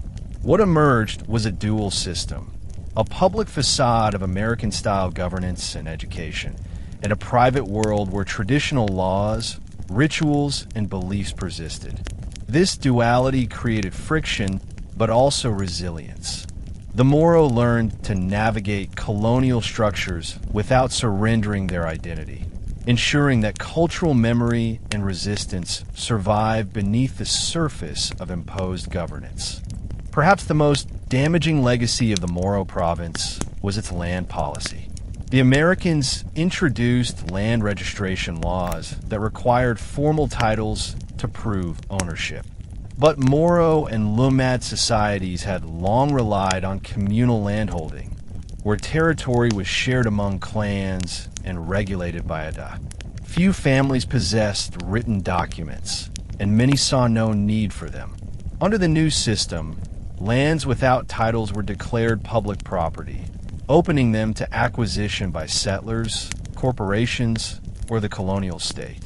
This policy facilitated the influx of Christian settlers from Luzon and the Visayas, encouraged by the government with promises of fertile land. For these settlers, Mindanao was a land of opportunity, but for the Moro and Lumad, it was a slow process of dispossession. Farms, rivers, and forests that had sustained communities for generations were gradually taken over. Subanen communities in particular found themselves pushed deeper into mountains as settlers claimed the valleys and plains. This demographic shift altered the balance of power, planting seeds of resentment that would erupt later in the 20th century. The Americans framed these policies as modernization, turning and used lands into productive farms, but they ignored the cultural and ecological systems that had sustained Mindanao for centuries. What they called progress was, in reality, a form of colonization by settlement. The Moro and Lumad were reduced from sovereign peoples to minorities in their own lands. Despite these injustices, resistance never disappeared. Leaders continued to challenge taxation, land seizures, and the loss of authority. Some turned to armed rebellion, others to legal appeals, and many to cultural resilience. By 1914, when the Moro province was formally dissolved and replaced with a civilian government under the Department of Mindanao and Sulu, the damage had already been done. The structures of dispossession, demographic change, and cultural marginalization were firmly in place. These wounds would continue to shape Mindanao's destiny long after the Americans had left. By 1914, the Americans declared the Moro province experiment complete. Officially, they abolished it and replaced it with the Department of Mindanao and Sulu, which shifted governance from military rule to civilian administration under the insular government of the Philippines. On paper, this change symbolized progress, suggesting that Moro communities were now ready to be governed like other provinces of the colony. But in practice, the new system intensified many of the problems created under military rule, particularly in land ownership and representation. The department was headed by a governor, usually an American, assisted by Filipino officials drawn largely from Christianized elites of Luzon and the Visayas. Moro and Lumad leaders were often excluded from meaningful participation. While Datus and sultans were occasionally consulted, they were treated as junior partners rather than sovereign authorities. This arrangement deepened resentment, as traditional leaders saw their authority steadily eroded by outsiders who neither understood nor respected adat and Islamic law. Land dispossession accelerated under the new department. The Public Land Act of 1913 had already set the stage by declaring lands without formal titles as public property. The new civilian administration expanded this policy, granting concessions to settlers, corporations, and plantation ventures. Christian migrants arrived in greater numbers, encouraged by promises of fertile soil and government support.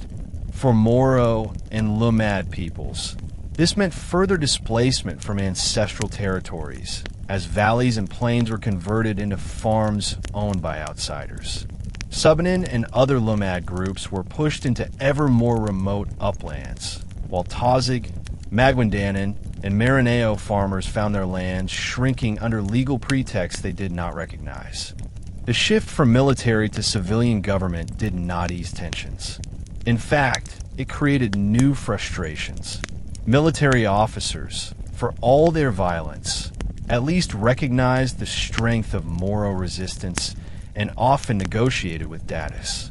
Civilian officials, however, prioritized assimilation and settlement, regarding local traditions as obstacles to progress. The Department of Mindanao and Sulu thus became a tool of integration into a Philippine colonial state that the Moro had never chosen to join. This institutional alienation planted seeds of political conflict that would grow in the decades ahead. One of the central issues during this period was the question of political representation. As the Americans prepared the Philippines for eventual independence, they gradually extended political rights such as elections and representation in national assemblies. However, these reforms largely bypassed the Moro. The Americans argued that the Moro were not yet ready for full political participation, echoing the same paternalistic logic Spain had used centuries before. In practice, this meant that while Christian Filipinos in Luzon and the Visayas were sending representatives to the Philippine Assembly, the Moro were governed by appointed officials. Even when Moro leaders were given positions, they were often symbolic rather than substantive. This exclusion reinforced the sense that the Moro were being treated as second-class citizens in their own homeland. Education was another arena of attempted integration. American-style schools expanded across Mindanao and Sulu, promoting English and civic education aligned with the Philippine national framework. Some Moro families embraced these opportunities, hoping to equip their children with skills to navigate the new order. Yet many remained suspicious, preferring to send their children to madrasa, where they could learn the Quran, Arabic, and Islamic law. This dual educational system reflected the broader divide. The American colonial state sought to assimilate the Moro into a Filipino identity, while the Moro themselves clung to their distinctiveness as Muslim peoples with their own history and culture. The Subanen and Lumad communities faced similar marginalization. They were rarely represented in formal institutions and often categorized simply as non-Christian tribes. This label lumped diverse groups together, erasing their unique identities and treating them as wards of the state. Missionary organizations continued to play a major role in governing Lumad areas, blending religious instruction with political oversight. These policies reduced indigenous peoples to subjects of governance rather than participants in shaping their destiny. Perhaps the most transformative and damaging development in this period was the acceleration of land colonization.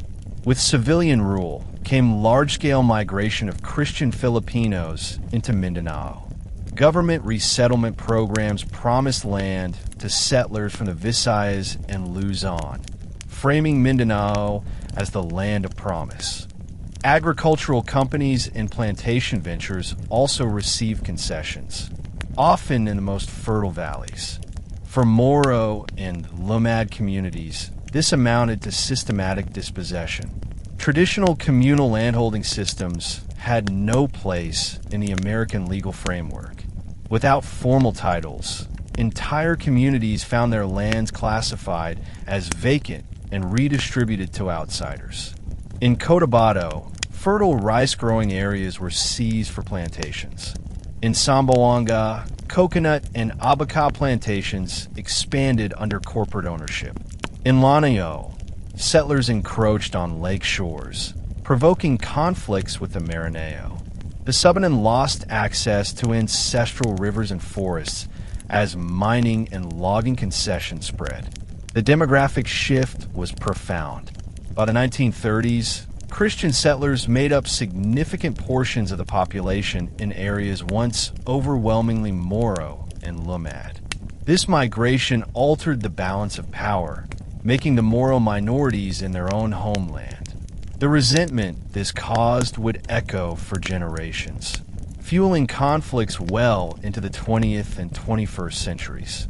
Despite these challenges, Moro and Lumad societies demonstrated remarkable resilience.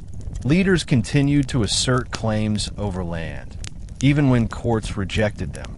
Oral traditions and genealogies preserved memory of ownership and identity. Resistance movements, both armed and legal, emerged to contest the encroachment. While the Americans claimed success in pacifying the South, the reality was one of simmering unrest. The dispossession of land was not merely an economic loss, but a direct attack on cultural survival. For the Moro and Lumad, the struggle for land became inseparable from the struggle for identity, sovereignty, and dignity. In 1935, the Philippines entered a new political phase with the establishment of the Commonwealth of the Philippines under President Manuel L. Quezon. This was part of the American promise to grant full independence within 10 years, later delayed by World War II. For Christian Filipinos in Luzon and the Visayas, the Commonwealth represented a step towards self-rule and nationhood. For the Moro and Lumad peoples of Mindanao, however, it marked another chapter of exclusion. The Commonwealth inherited the structures of governance established under the Department of Mindanao and Sulu. While elections were held across the Philippines, Moro participation remained limited. The new Philippine elite, drawn largely from Christian Filipino politicians, dominated the Commonwealth Congress and decision-making bodies. Moro leaders were given token positions but had little real influence. Once again, the South was treated as a frontier to be managed, not as an equal partner in nation-building. President Quezon visited Mindanao and famously declared that it was the land of promise, calling for accelerated migration of settlers from the north. To him and other national leaders, Mindanao's fertile lands were underutilized, and Moro and Lumad peoples were obstacles to modernization. Settlement programs were expanded, bringing more Christian Filipinos into Moro heartlands. These policies deepened resentment as displacement intensified and ancestral domains were steadily eroded. The Commonwealth also sought to integrate Moro communities through education and legal reforms. Public schools teaching English, Filipino, and nationalist ideals were established, while madrasa were marginalized. The judicial system was standardized under Philippine law, reducing the space for adat and Islamic courts. These measures reflected the broader assimilationist agenda to mold the Moro into citizens of a unitary Filipino nation-state. But the Moro did not see themselves as part of this project. For them, they were heirs to sovereign sultanates, not subjects to be absorbed.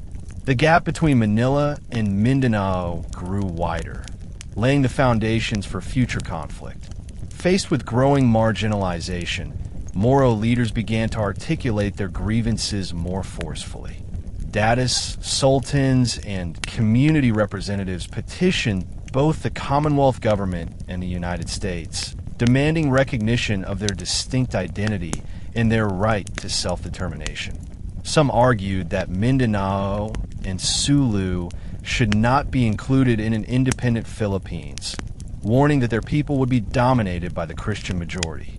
One of the most significant voices came from Sultan Alaya Alonto of Lanao, who declared that the Moro people were never conquered by Spain and therefore had not consented to be part of the Philippines. Similar sentiments were expressed by other leaders, who feared the loss of their lands, culture, and religion under a Christian-dominated state. These petitions were largely ignored, dismissed as resistance to progress. Yet they captured a deep truth. The Moro experience of colonization was fundamentally different from that of Christian Filipinos. While Luzon and the Visayas had been under Spanish rule for centuries, the Moro had remained independent until the Americans imposed control. The Commonwealth government did little to address these concerns. Instead, it doubled down on settlement policies and assimilation. Moro leaders were pressured to accept integration, while settlers continued to arrive in Cotabato, Lanao, and Zamboanga. Tensions escalated as land conflicts multiplied, with Moro farmers and settlers clashing over fields, rivers, and forests. These conflicts often turned violent, reinforcing mutual distrust. At the same time, Moro cultural resilience persisted. Islamic education flourished in local madrasa, often funded by community contributions. Oral traditions, genealogies, and epics continued to transmit identity. While Manila spoke of a unified Filipino nation, the Moro quietly affirmed their separate heritage, keeping alive the dream of autonomy. The seeds of future movements for self-determination were planted in this era, as the gap between rhetoric and reality grew ever starker. The outbreak of World War II brought a new and unexpected challenge to Mindanao and the Sulu archipelago. When Japan invaded the Philippines in 1941-42, they quickly overran Manila and other major centers. Mindanao and Sulu also fell under Japanese occupation, but here the Moro mounted some of the fiercest resistance in the entire archipelago. Drawing on centuries of defiance against foreign powers, Moro fighters waged relentless guerrilla warfare against the invaders. Armed with traditional weapons and captured firearms, Tausig, Maguindanao, and Maranao warriors launched ambushes, raided Japanese garrisons, and defended their communities. In some cases, they cooperated with American and Filipino guerrilla units, but often they fought independently, guided by their own leaders and strategies. Japanese forces, notorious for their brutality, attempted to crush Moro resistance through massacres and reprisals. But as with Spain and America before them, the occupiers discovered that the Moro spirit could not be subdued. The Subanen and other nomad groups also contributed to the struggle, using their knowledge of forests and mountains to shelter guerrillas and disrupt Japanese movements. Their role was less visible in official histories, but equally vital. The war devastated communities, causing famine, displacement, and suffering. Yet it also reinforced the Moro identity as unconquerable. For the third time in as many centuries, they had resisted a global empire and survived. When the war ended in 1945 and the Philippines prepared for independence in 1946, Moro leaders once again appealed for autonomy or separate recognition. They argued that their history of independence and resistance set them apart from the rest of the Philippines. But once again, their voices were ignored. As the Republic of the Philippines was born, the Moro and Lumad entered a new era, not as sovereign peoples, but as minorities within a state they had never chosen to join.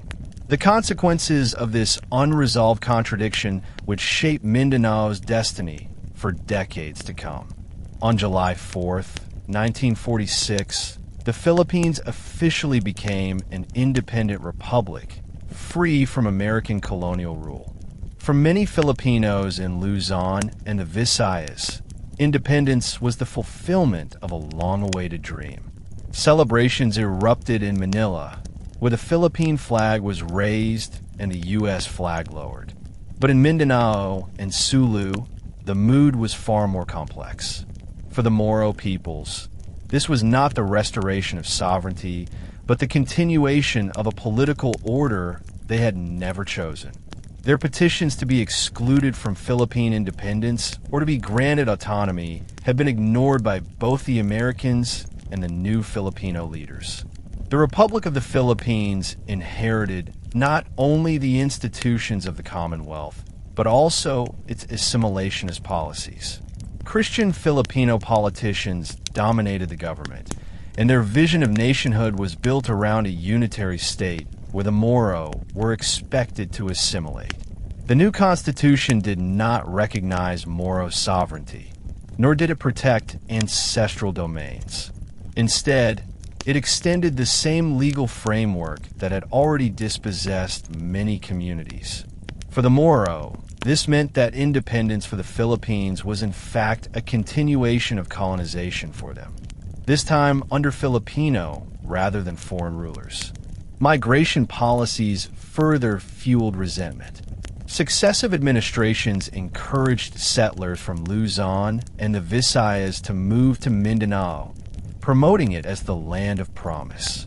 Land laws continued to privilege those with formal titles, effectively dispossessing Moro and Lumad communities. By the 1950s, demographic shifts were dramatic. Christian settlers had become majorities in areas that were once Moro strongholds, particularly in Cotabato and parts of Lanao. This demographic transformation was not simply a matter of numbers. It translated into political and economic marginalization. Settlers gained representation in government, while Moro voices remained sidelined. The sense of exclusion deepened as Moro leaders saw their land shrinking, their authority undermined, and their people treated as second-class citizens. The Sultanates of Sulu, Maguindanao, and Lanao, once powerful polities, have been reduced to symbolic titles with little real power. The Subanen and other Lumad groups faced similar fates, often categorized dismissively as cultural minorities. The Republic's promise of equality was hollow in Mindanao, where systemic injustice persisted. Despite their marginalization, Moro communities did not accept the new order passively. Leaders continued to assert their rights, appealing to Manila for recognition and autonomy. Some attempted to work within the system, winning seats in Congress or serving as provincial governors. Yet their influence was limited, and many found themselves overshadowed by Christian politicians backed by settler votes. The imbalance of representation reinforced the perception that the Republic was not their state. Grassroots resistance also persisted. Clashes over land escalated as settlers encroached on Moro farms and ancestral domains. In Cotabato, armed confrontations between Moro farmers and settler militias became increasingly common. In Lanao, Maranao leaders resisted government attempts to regulate land and water use around Lake Lanao. Taza communities in Sulu clung to their maritime traditions, resisting integration into the structures imposed by Manila. The Subanen, though less visible in national politics, continue to defend their rivers and forests against logging concessions and settler intrusion. Religious identity provided a unifying thread of resistance. Islamic schools, madrasa, expanded during this period, often funded by local communities or external networks in the Middle East. Scholars emphasize the distinctiveness of Moro history and the duty to preserve it. The memory of Bud Dejo, Bud Bagsack, and centuries of struggle against Spain and America was invoked as proof that the Moro were not mere minorities, but sovereign peoples forced into subjugation.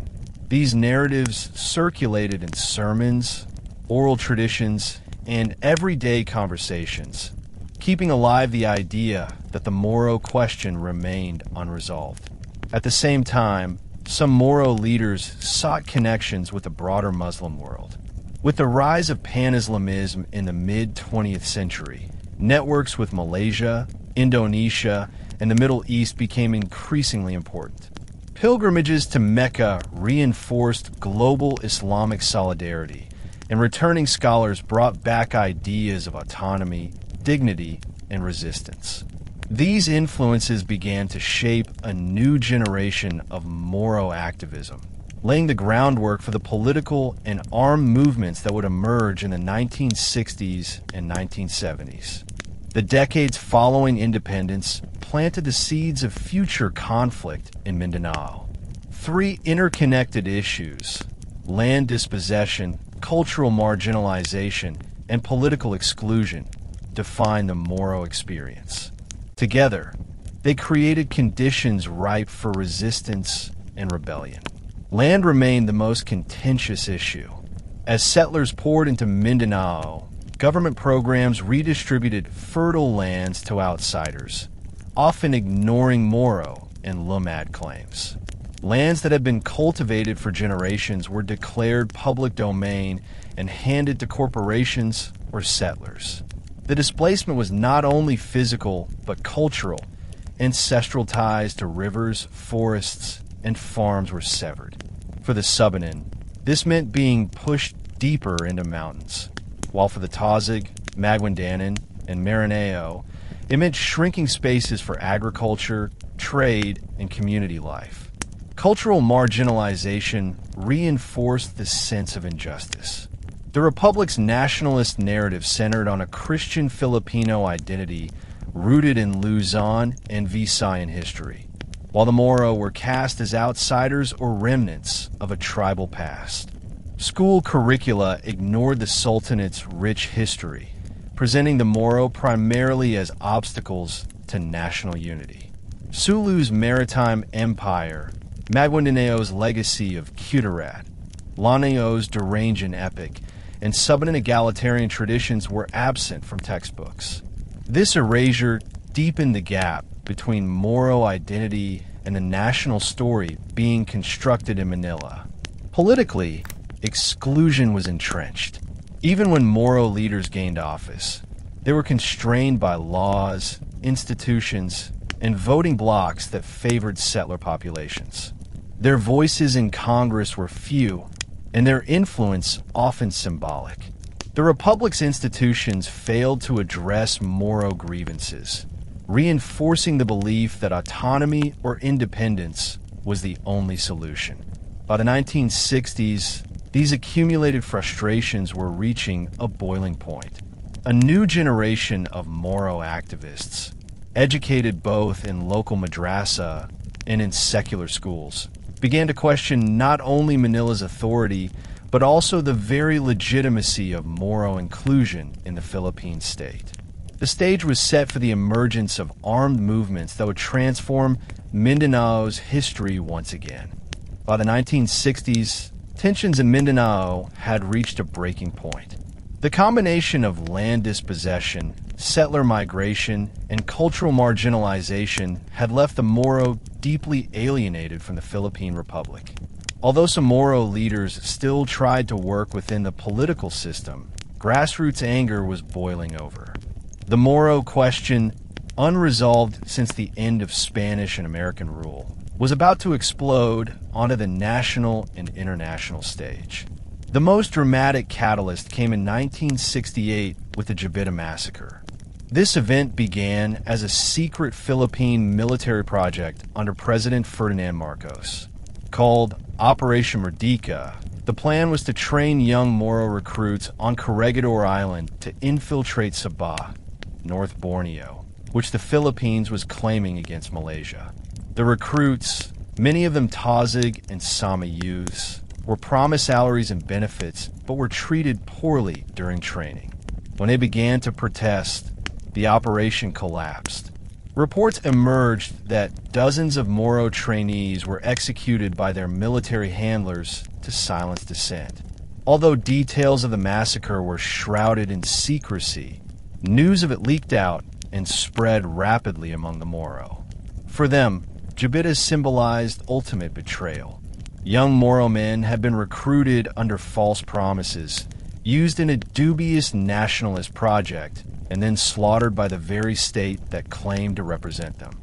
The massacre exposed the deep fault lines between the Philippine government and the Moro people. It confirmed long-standing fears that the state viewed them not as citizens, but as expendable pawns. The outrage sparked by Jabita reverberated across Mindanao and Sulu. Moro students, activists, and leaders began organizing politically, framing their struggle not only as a matter of land or representation, but as a demand for self-determination.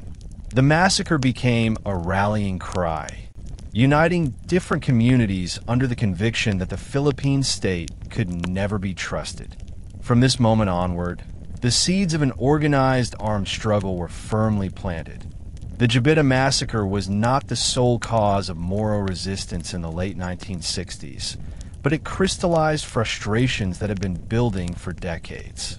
Moro intellectuals, many of them educated in both Philippine universities and abroad, began to articulate a new political consciousness.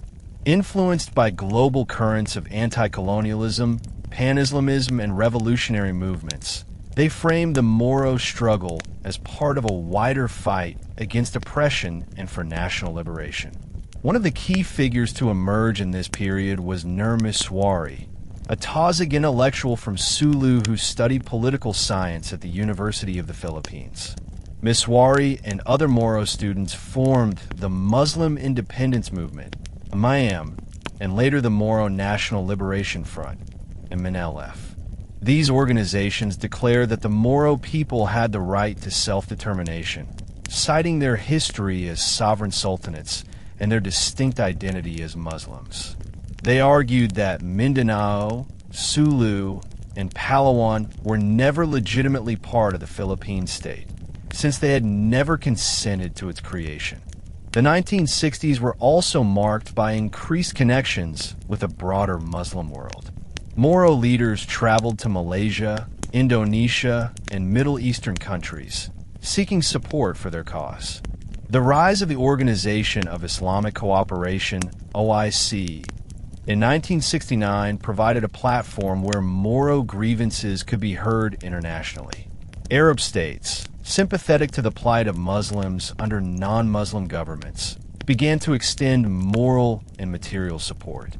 This internationalization of the Moro struggle gave it new legitimacy and strength. Within Mindanao, younger generations were increasingly radicalized.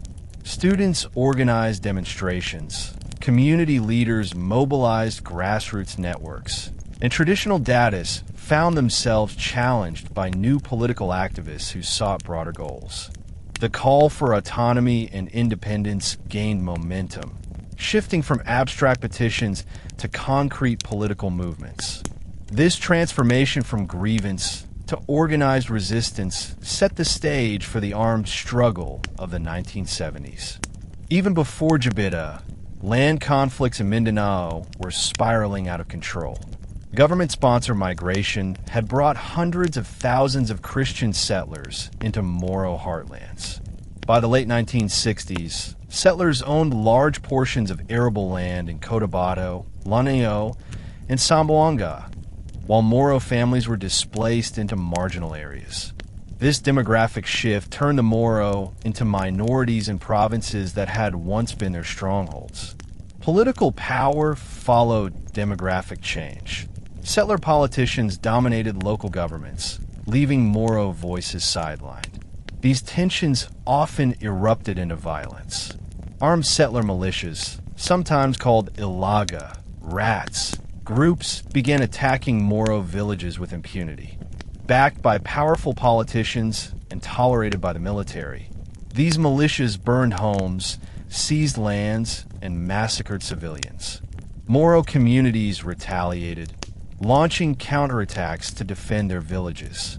The cycle of violence escalated, creating widespread insecurity. For many Moro families, the government appeared either unwilling or complicit in their suffering, reinforcing the belief that armed self-defense was the only option. In this climate, calls for organized armed resistance gained traction. Moro youth, inspired by revolutionary movements in Asia and the Middle East, began to train in guerrilla warfare. Secret camps were established, often with assistance from sympathetic countries like Malaysia and Libya. Traditional weapons were supplemented with modern firearms, smuggled in through clandestine networks. The language of resistance shifted from local grievances to national liberation. The Moro were no longer fighting only for land, but for sovereignty itself. By the end of the 1960s, the Moro struggle had entered a new era. What began as petitions for autonomy had evolved into preparations for armed rebellion. The legacy of centuries of resistance against Spain, against America, and now against the Philippine Republic was about to erupt once more in full-scale conflict. The stage was set for the Moro National Liberation Front to lead a movement that would redefine Mindanao's place in Philippine history.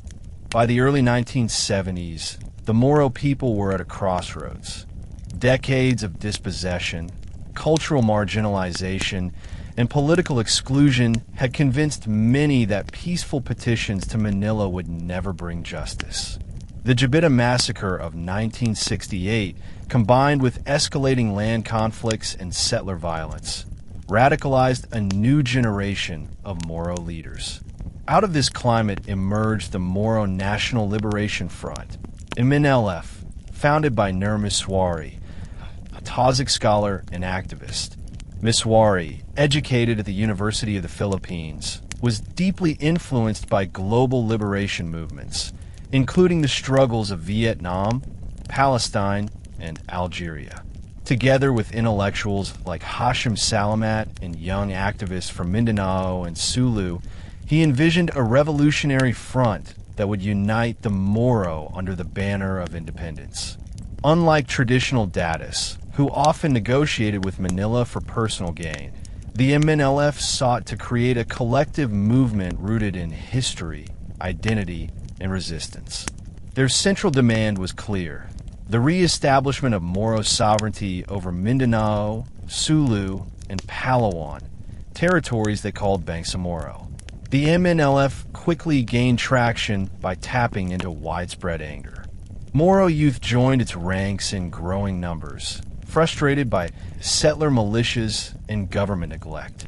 Villages that had suffered land seizures and massacres saw the MNLF as a shield and a hope. Training camps were established in remote areas with support from sympathetic Muslim countries. Malaysia, still angered by the Philippine Sabah claim, provided sanctuary and training for MNLF fighters. Libya, under Muammar Gaddafi, extended financial and moral backing, framing the Moro struggle as part of the broader Islamic revival sweeping the globe. The birth of the MNLF marked a dramatic turning point. For the first time in the modern era, the Moro had an organized revolutionary movement with international recognition.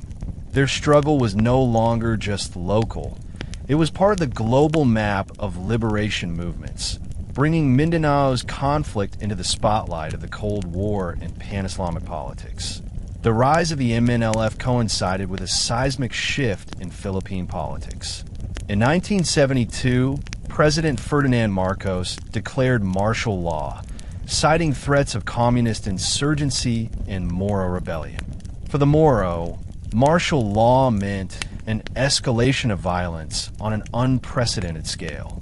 The Philippine military launched massive campaigns in Mindanao and Sulu, deploying thousands of troops to suppress the MNLF and disarm local communities. What followed was a brutal period of war. Entire Moro villages were bombarded, burned, or forcibly evacuated. Reports of massacres, torture, and rape circulated widely, deepening resentment. Settler militias like the Alaga, often armed and encouraged by local officials, intensified their attacks, killing civilians and spreading terror. In retaliation, the MNLF launched guerrilla offensives, ambushing military convoys, raiding garrisons, and defending Moro territories. Battles raged across Cotabato, Lanao, Basilan, and Jolo. The scale of the conflict drew international attention. Images of Moro refugees, villages reduced to ashes, and mass graves reached the Muslim world. The Organization of Islamic Cooperation, OIC, took up the Moro cause, with Libya and other states pressing Manila to address Moro grievances. In 1974, the Battle of Jolo became a symbol of the war's ferocity. Government forces bombarded the island to drive out MNLF fighters, reducing much of Jolo town to rubble. Thousands were killed or displaced, creating waves of refugees who carried stories of suffering across the archipelago. For Marcos, the Moro rebellion justified authoritarian rule and military spending. For the Moro, martial law confirmed that the Philippine state saw them as enemies, not citizens. The war radicalized an entire generation, convincing many that only armed struggle could protect their people. What had begun as petitions for autonomy now hardened into a revolutionary war for independence, fueled by both local injustice and international solidarity. The 1970s marked the moment when the Moro struggle became truly international. Through the efforts of the MNLF, the conflict in Mindanao gained recognition from Muslim states and global organizations. In 1977, the MNLF was granted observer status in the Organization of Islamic Cooperation, elevating Moro grievances to the level of international diplomacy. Arab states, particularly Libya, Saudi Arabia, and Egypt, began pressuring the Philippine government to negotiate. Libya's role was especially significant. Under Muammar Gaddafi, Libya positioned itself as a champion of Muslim causes worldwide. Gaddafi provided arms, training, and funds to the MNLF, strengthening its capacity to wage war. Malaysia also continued to support the MNLF, partly as a counterweight to the Philippine Sabah claim. This external backing gave the MNLF both legitimacy and resources, making it one of the strongest insurgent movements in Southeast Asia. At the same time, the internationalization of the struggle placed new pressures on Manila. Marcos, eager to maintain relations with Muslim states and secure oil supplies during the energy crisis, was forced to engage in diplomacy. This led to the Tripoli Agreement of 1976, brokered by Libya under the auspices of the OIC. The agreement promised the creation of an autonomous region in Mindanao covering 13 provinces, recognition of Islamic courts, and cultural rights. On paper, it was a historic breakthrough. Yet implementation quickly faltered. Marcos manipulated the agreement, reducing its scope through referendums that divided Moro provinces. Instead of a single autonomous region, only 2 separate regional commissions were created, far weaker than what had been promised. The MNLF accused Marcos of betrayal, and the war resumed with renewed intensity. The failure of the Tripoli Agreement became another scar in Moro memory, reinforcing distrust of Manila's promises. The 1970s thus left a dual legacy. The Moro struggle had gained international recognition and legitimacy, but had also suffered devastating violence and displacement.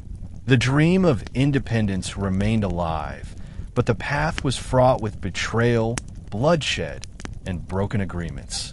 The stage was set for further fragmentation of the Moro movement and the rise of new leaders who would carry the struggle into the next decades.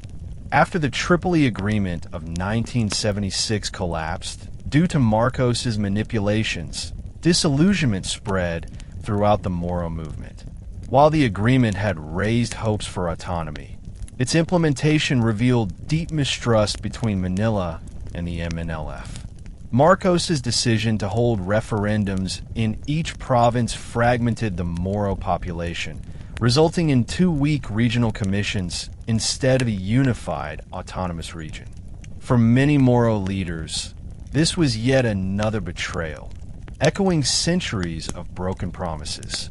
The MNLF, under Nur Miswari, continued its armed struggle, but cracks began to appear within the movement.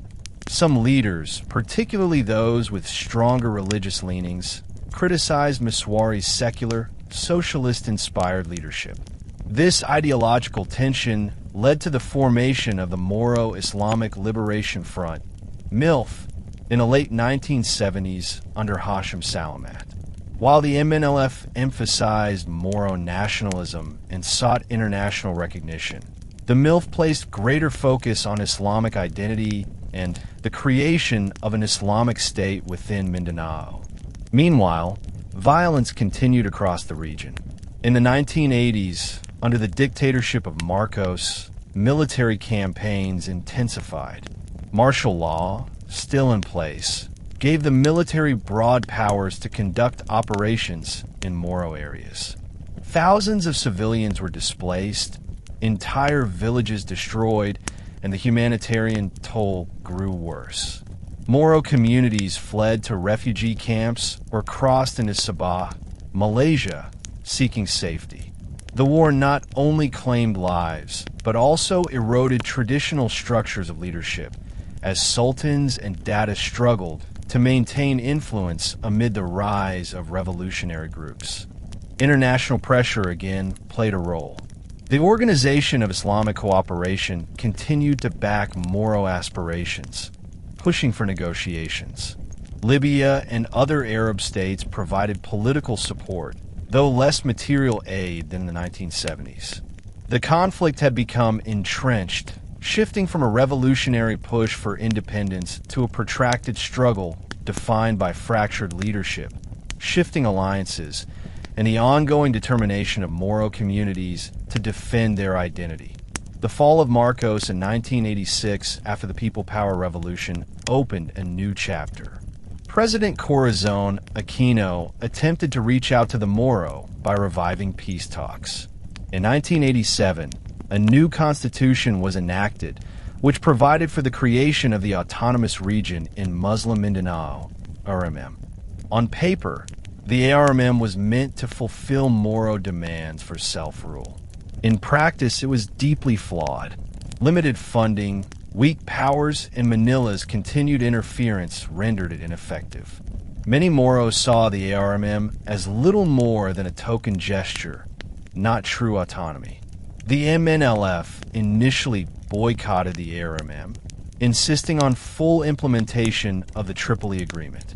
But in the 1990s, under international pressure, Nur Miswari and the Philippine government signed the 1996 Final Peace Agreement, brokered by the OIC and Indonesia. Miswari became governor of the ARMM, marking a historic moment when a revolutionary leader entered formal governance. Yet problems quickly emerged. The ARMM remained structurally weak, corruption plagued its administration, and many of Miswari's followers felt betrayed by his compromises. Meanwhile, the MILF grew in strength. With training camps in Maguindanao and Lanao and strong ideological foundations, the MILF became the primary armed group challenging the state. It rejected the ARMM as inadequate and continued to fight for genuine autonomy rooted in Islamic principles.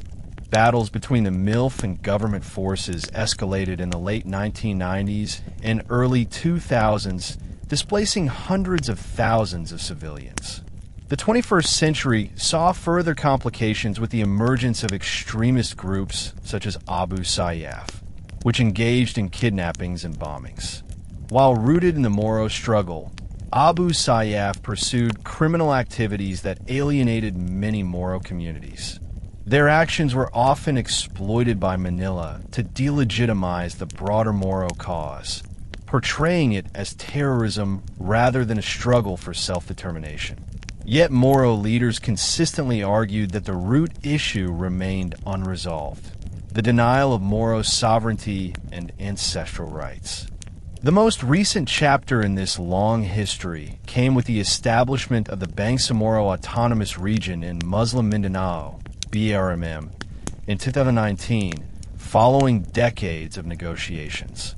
The Comprehensive Agreement on the Bangsamoro 2014 between the Philippine government and the MILF paved the way for this development.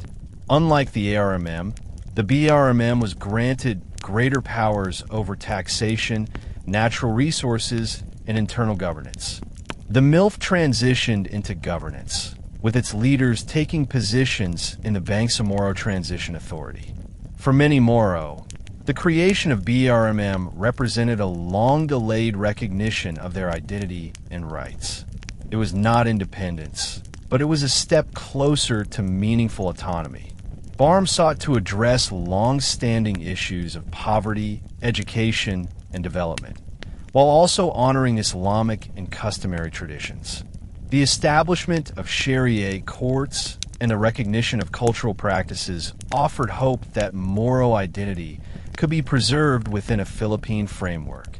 Yet challenges remain immense. Land dispossession, demographic shifts, and historical injustices cannot be undone overnight. Many Moro communities still live in poverty, with limited access to education and health services. Extremist groups like Abu Sayyaf and ISIS-linked factions continue to disrupt peace, exploiting grievances and discontent.